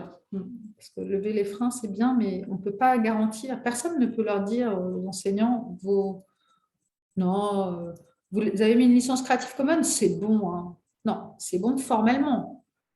Ça n'empêche absolument pas des réutilisations frauduleuses de leurs ressources, surtout si des maisons d'édition se servent de la licence CC BY ou CC BY SA pour faire du commercial vraiment avec les ressources. Là, c'est trop vexant, quoi. Alors par contre, dans la question de Véronique de Coq, oui, il y avait, je la cite complètement, hein, une ressource libre sans droit d'utilisation commerciale ne pourra donc pas être utilisée à Harvard ou dans un cursus de formation continue payante d'une université française. Par défaut, la question se pose vraiment, mais c'est pas qu'elle pourra pas, elle pourra tout à fait, à condition que les personnes qui veulent la réutiliser appellent et signent un contrat. Et là, je dis, personne ne saura gérer dans une université, ce qui est regrettable. C'est-à-dire que ce que faisait, c'est marrant parce que c'est quand même, je regarde Henri parce que c'est à l'époque Patrice Thiriet qui était l'auteur principal des ressources d'anatomie 3D en sciences du sport. Il donnait des licences annuelles renouvelables d'autorisation gratuite. Hein. Donc voilà, c'était la façon, correcte de procéder. C'est-à-dire que si c'est Harvard qui se resserre de ressources éducatives libres françaises et que ça coûte très cher et c'est commercial, on peut leur faire une licence libre ad hoc, annuelle ou triannuelle, quelque chose comme ça. Alors, toujours sur la liberté d'usage, on a cette fois une étudiante en ingénierie pédagogique qui nous pose une question sur la réutilisation voilà, dans ces supports pédagogiques de vidéos YouTube, TikTok ou autres, donc dans une formation payante. Voilà. Ça, c'est une excellente question aussi. En fait, je pense que c'est fait par certaines personnes et encore, il y a régulièrement des mises à jour à faire ou à réfléchir. Il faut regarder les conditions d'utilisation des plateformes et des réseaux sociaux. Sur YouTube, par exemple, moi, je trouve ça honteux. On ne rémunère pas assez les auteurs. Il y a quand même, c'est quand même les auteurs qui font la richesse du web. Il y en a qui gagnent bien leur vie quand même avec YouTube. Non, mais très, très peu. Et puis, les conditions changent du jour au lendemain. Et d'un seul coup, des gens, comme là, je crois, cette semaine sur Instagram, il y a des gens qui se sont trouvés ruinés du jour au lendemain parce que c'était leur source de revenus. Et puis, voilà. Donc, tu es absolument libre de rien du tout. Tu ne peux rien négocier avec YouTube. Et c'est seulement si tu atteins 1 million de vues sur des fake news que tu commences à gagner ta vie. D'où, d'ailleurs, un texte européen signé récemment avec 30 GAFAM et assimilés pour que les sites de fake news arrêtent d'être rémunérés par ces sites-là. Hein, vous savez, il y a des sites grossiers de fake news qui gagnent extrêmement bien leur vie parce que c'est des putaclics, comme on dit. Hein. C'est fait pour que les gens cliquent dessus et hop, ça leur rapporte. Pas coupé au montage. Il faut vraiment… voilà. Donc, TikTok, je ne connais pas les conditions de réutilisation de la plateforme. Ce qui est sûr, c'est que si l'auteur, quand il met son contenu sur TikTok, a libéré les droits comme sur YouTube, on peut réutiliser tous les contenus et dans n'importe quel contexte. Bon, donc pour répondre à cette étudiante, bon, est-ce qu'elle peut mettre une vidéo YouTube collectée et dans une formation payante? Là, je n'ai pas été voir récemment les conditions de YouTube, mais quand on crée sa chaîne YouTube, on voit les droits qu'on peut mettre. Il faut aller voir c'est des licences Creative Commons. Hein. Voilà, oui, tout à fait. Et je pense que par défaut, alors on doit pouvoir choisir un peu, mais pas beaucoup. Et je pense que par défaut, c'est plutôt une licence Creative Commons qui utilise la totalité des réutilisations dans tous les domaines et complètement. Ouais, je pense qu'elle peut le faire. Mais encore une fois, il faut aller vérifier les droits de la plateforme le jour dit. Hein. Voilà. Mais vous savez qu'il y a plein de gens qui réussissent à faire des vues sur TikTok avec des réutilisations complètement où ils n'ajoutent rien, quoi. Enfin, moi, je vois mes enfants, ils s'amusent de voir la tête ébahie que fait un TikToker sur une vidéo existante. Voilà, donc ça ne coûte rien à la personne qui l'a fait. Il fait des comme ça sur une vidéo coréenne et puis ça lui rapporte des likes et parfois de l'argent, parfois juste c'est les tokens, hein, c'est le like.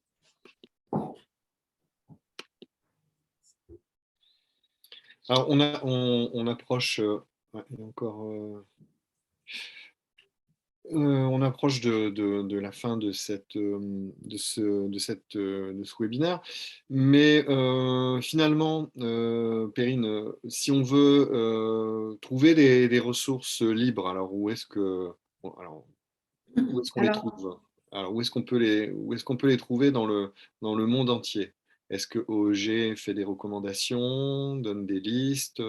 Nous, en France, on connaît, mais ici, autour de dans cette salle, finalement, tout le monde n'est peut-être pas au même niveau de connaissance, notamment sur les UNT, sur OpenCourseWare, etc. C'est ça, c'est exactement la question.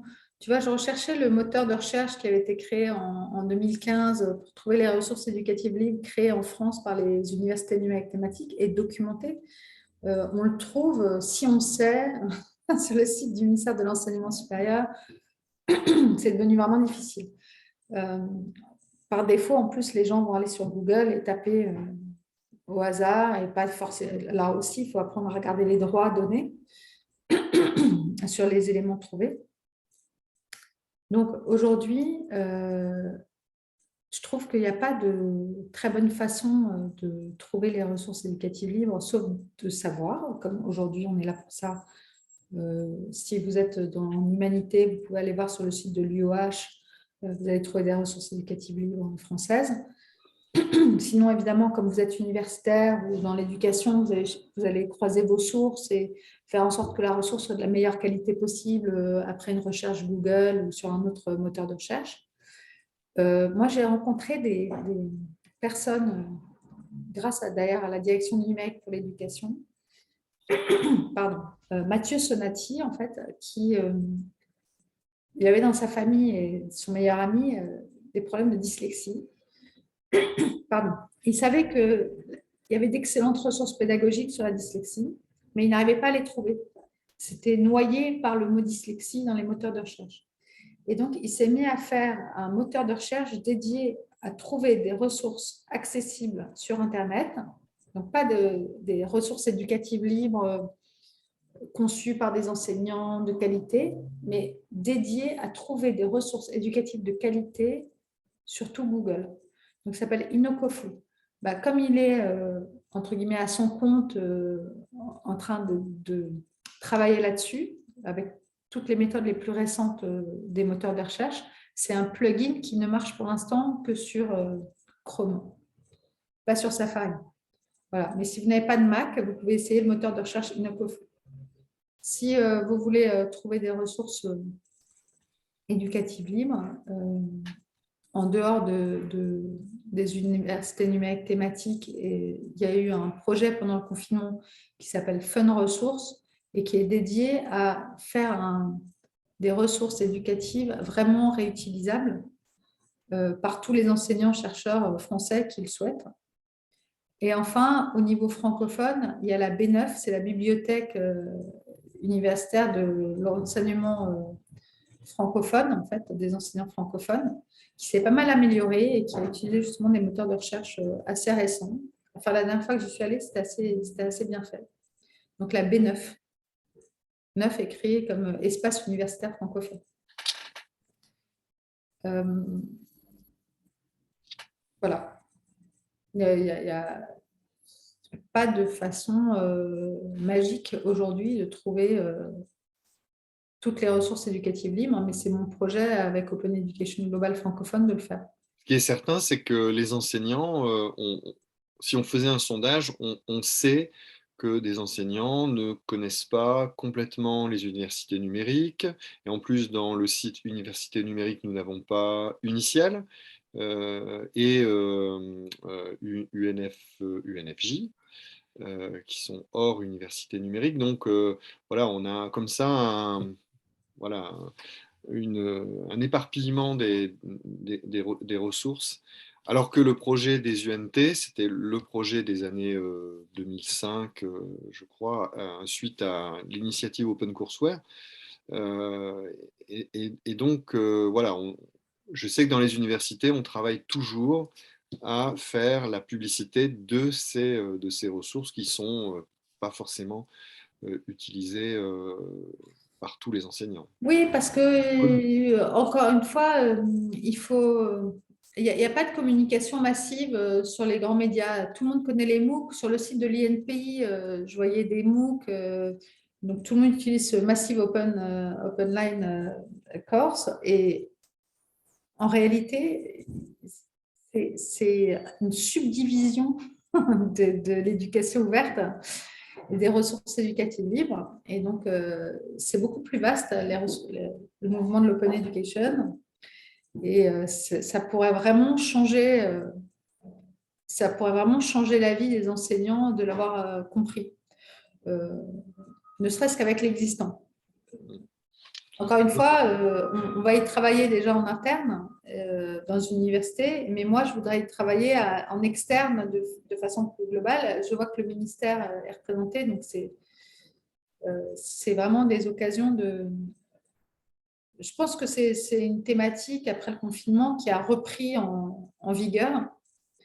Et moi, si je continue à y contribuer et que vraiment, venant d'un autre monde, ça correspond à mes valeurs, c'est parce que je crois vraiment que l'éducation est la façon la plus puissante de changer le monde et qu'il faut accès à des ressources éducatives de qualité et qu'énormément d'argent est dépensé tous les ans pour des ressources cachées. Et c'est dommage. Donc oui, j'ai un plan, mais je vous le dévoilerai quand il sera mûr et financé. Bon, de toute façon, on va pas revenir sur le débat de l'usage des ressources libres par les enseignants. C'est un autre sujet. Euh, on le connaît un petit peu dans les universités, hein. Puis après, il y a l'usage par les enseignants, la connaissance des étudiants, l'usage par des étudiants, est-ce que les étudiants les connaissent? Mais on sait aussi que les étudiants vont sur les ressources qui ont été préconisées par les enseignants. Et bon, c'est En fait, finalement moi, à la marge qu'ils vont sur des ressources des UNT. ouais, mais tu vois, l'open education, c'est beaucoup plus, encore une fois, c'est comme Monsieur Jourdain qui faisait de la prose sans le savoir. Il y a beaucoup d'étudiants et d'enseignants qui font de l'open education sans le savoir. J'avais vu dans une de ces conférences, enfin une des conférences auxquelles j'ai assisté, un étudiant, un ancien polytechnicien. Et en fait, il disait qu'il s'embêtait un peu. Alors, c'est toujours un peu choquant pour nous, mais il avait envie de plus. Il avait trouvé des cours en astrophysique extraordinaires, en libre accès. Et il y avait une salle où les étudiants comme ça pouvaient se retrouver et parler de ce qu'ils trouvaient sur Internet et aller assez loin, si vous voulez. Et tout ça, c'est parce que des cours ont été mis en ligne gratuitement quelque part, hein. C'est vraiment, on ne se rend pas compte à quel point c'est riche et ça peut donner des idées et des connaissances aussi à des étudiants très motivés, comme décrocheurs, comme éloignés de l'éducation. C'est vraiment très intéressant. Pareil, lorsque j'avais fait ouvrir la conférence Open Education Global francophone par le directeur de Bibliothèques sans frontières, il me disait, mais dans les camps dont on s'occupe, donc ils mettent des livres dans des camps de migrants, il y a un besoin tellement fort et on ne peut pas utiliser des livres faits au Bénin parce que le juriste a mis dans les livres territoire du Bénin et on ne peut pas les utiliser dans un autre pays francophone d'Afrique. C'est-à-dire que, en fait, à cause d'un juriste, parce que ça n'est pas enseigné du tout, hein, les licences libres à la faculté de droit, déjà la propriété intellectuelle, on n'est pas obligé de l'étudier, mais c'est d'abord la protection commerciale hein, qui est envisagée. Donc, les licences libres, c'est vraiment exceptionnel d'en parler. Et le juriste normal qui sort de la faculté de droit, il est là pour protéger les contenus.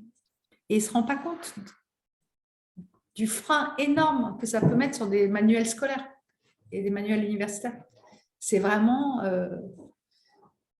un axe très regrettable du droit, quoi.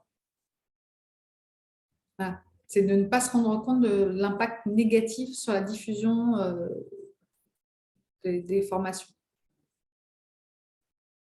Bon, je crois que j'ai fini avec Voilà. ça. C'est Voilà, vraiment dommage. Pour rebondir sur quand même une remarque là qui demande simplement une adresse de la ressource consacrée aux personnes 10. Ce qui est important aussi, c'est les ressources doivent être ouvertes, mais elles doivent être aussi accessibles. Et ça, c'est un des gros enjeux que l'on doit mener actuellement dans nos universités, parce que l'accessibilité implique un travail énorme et parfois un double travail des ingénieurs pédagogiques, des concepteurs de ressources multimédia, etc. Il y a vraiment un gros travail à faire sur le sujet. Donc, il faut que ce soit maintenant open et accessible. Il y a 10 ans, ça devait l'être déjà, mais maintenant, c'est inscrit plus clairement, en tout cas en France, enfin dans le monde, les recommandations de W3C avec WCAG et RGAA en France. Bon, voilà, c'est rentré dans le process de création théoriquement d'une ressource dès la conception. Donc en pensant des alternatives ouvertes à des documents peu accessibles. Oui, et puis il y a d'autres questions qui se posent, comme l'usage massif de la vidéo ne doit pas être fait n'importe comment parce qu'effectivement ça pèse, il y a un coût, surtout en pleine crise de l'énergie, du développement durable. Il y a ces idées que j'évoquais tout à l'heure de revenir régulièrement sur son cours pour permettre de le garder plus longtemps en fait. Et pour répondre à la question, donc, les personnes qui ont créé le moteur de recherche dédié à la dyslexie, en fait, ils se sont rendus compte qu'ils ne pouvaient pas juste faire ça pour la dyslexie, donc ils en ont fait un moteur de recherche généraliste dédié à trouver des contenus de qualité sur Google, quoi.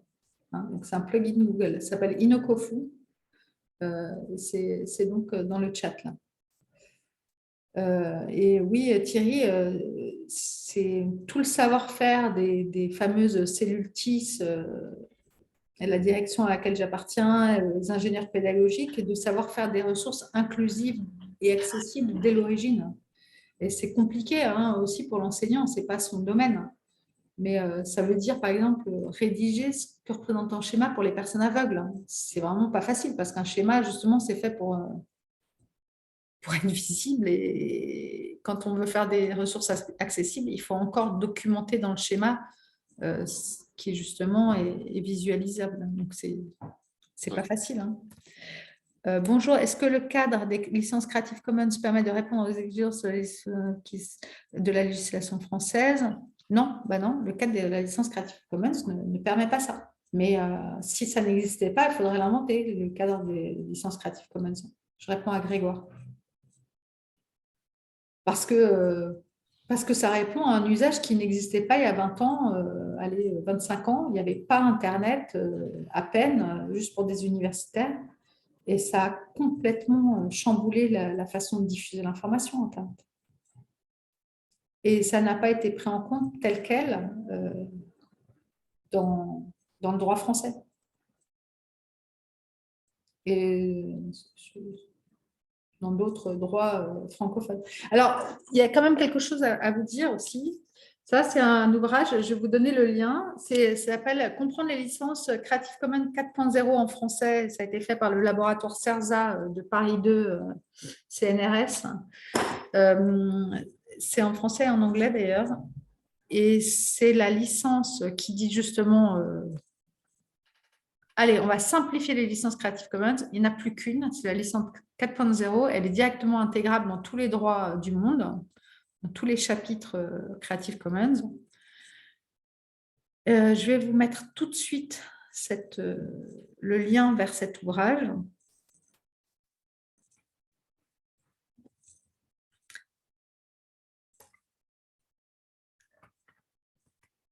Voilà. Et là, bien sûr, je suis prise d'un doute, mais je pense que la licence qui est utilisée dans ce cadre-là, c'est la licence 4.0, c'est plus qu'une licence qui dit vous avez le droit d'utiliser, y compris pour des usages commerciaux, mais vous devez repartager de la même façon. Voilà, je vous ai mis le lien.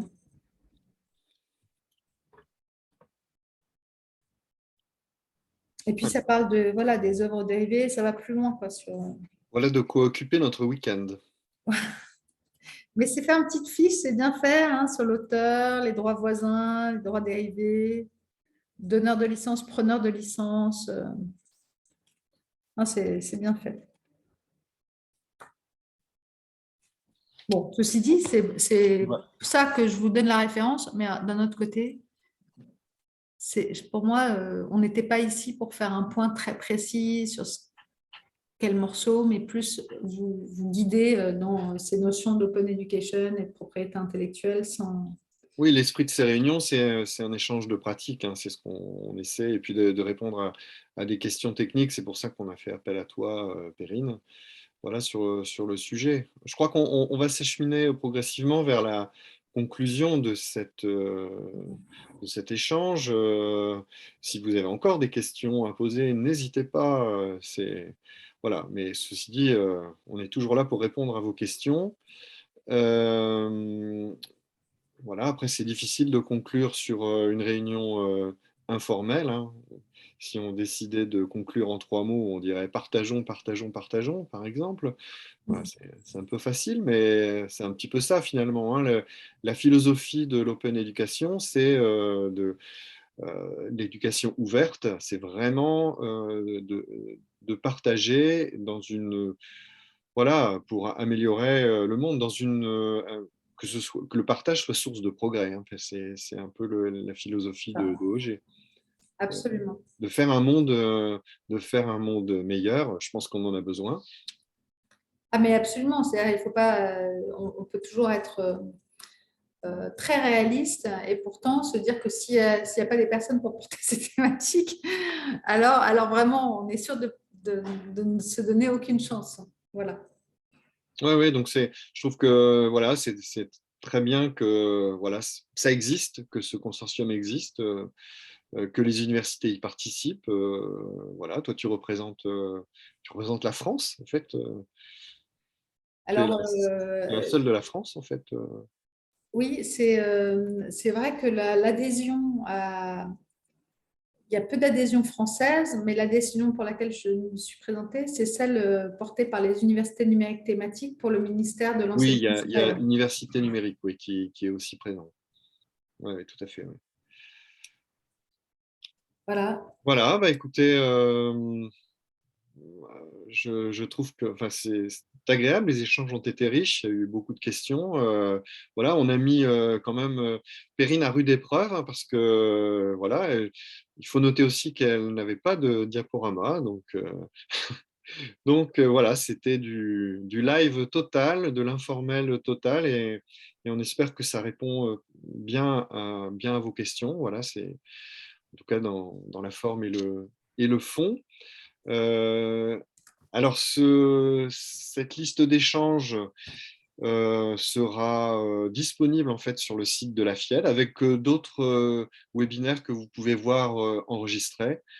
Le prochain webinaire sera peut-être consacré, enfin c'est encore à confirmer, mais justement sur les open badges.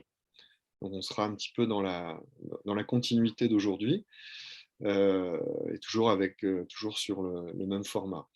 Alors, sur le site de la FIED, avec Sandrine, là, ça nous a donné quand même des idées, c'est-à-dire de rajouter aussi les ressources libres, hein, sur le site de la FIED. Donc, Sandrine qui est au back-office et qui s'occupe de l'administration du site, on y travaillera.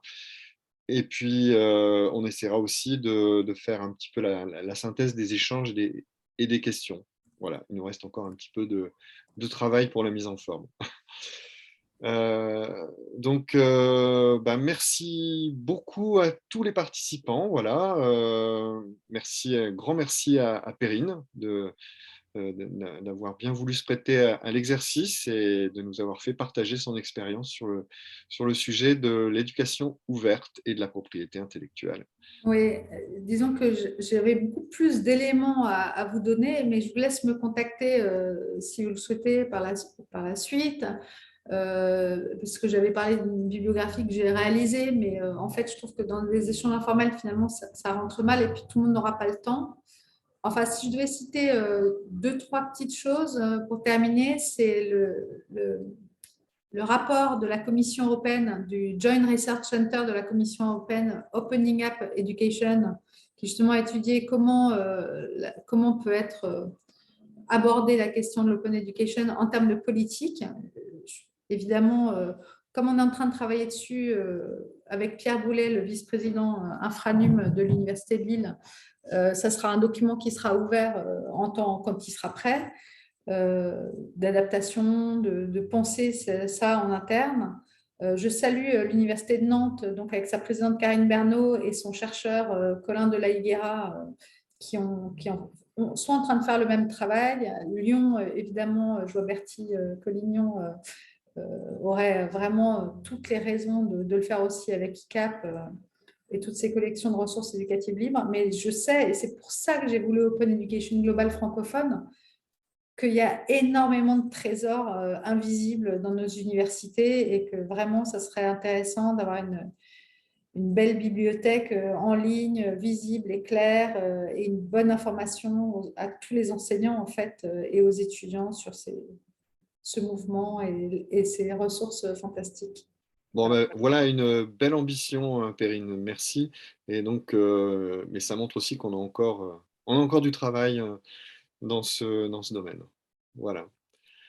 Bon, eh bien, merci à toutes et à tous. Eh bien, écoutez, nous allons mettre fin à ce webinaire. Voilà, et puis on vous donne rendez-vous à EPIC déjà, sur l'Université de Lille. Et puis, je crois qu'aussi il y a un rendez-vous à la même période, malheureusement.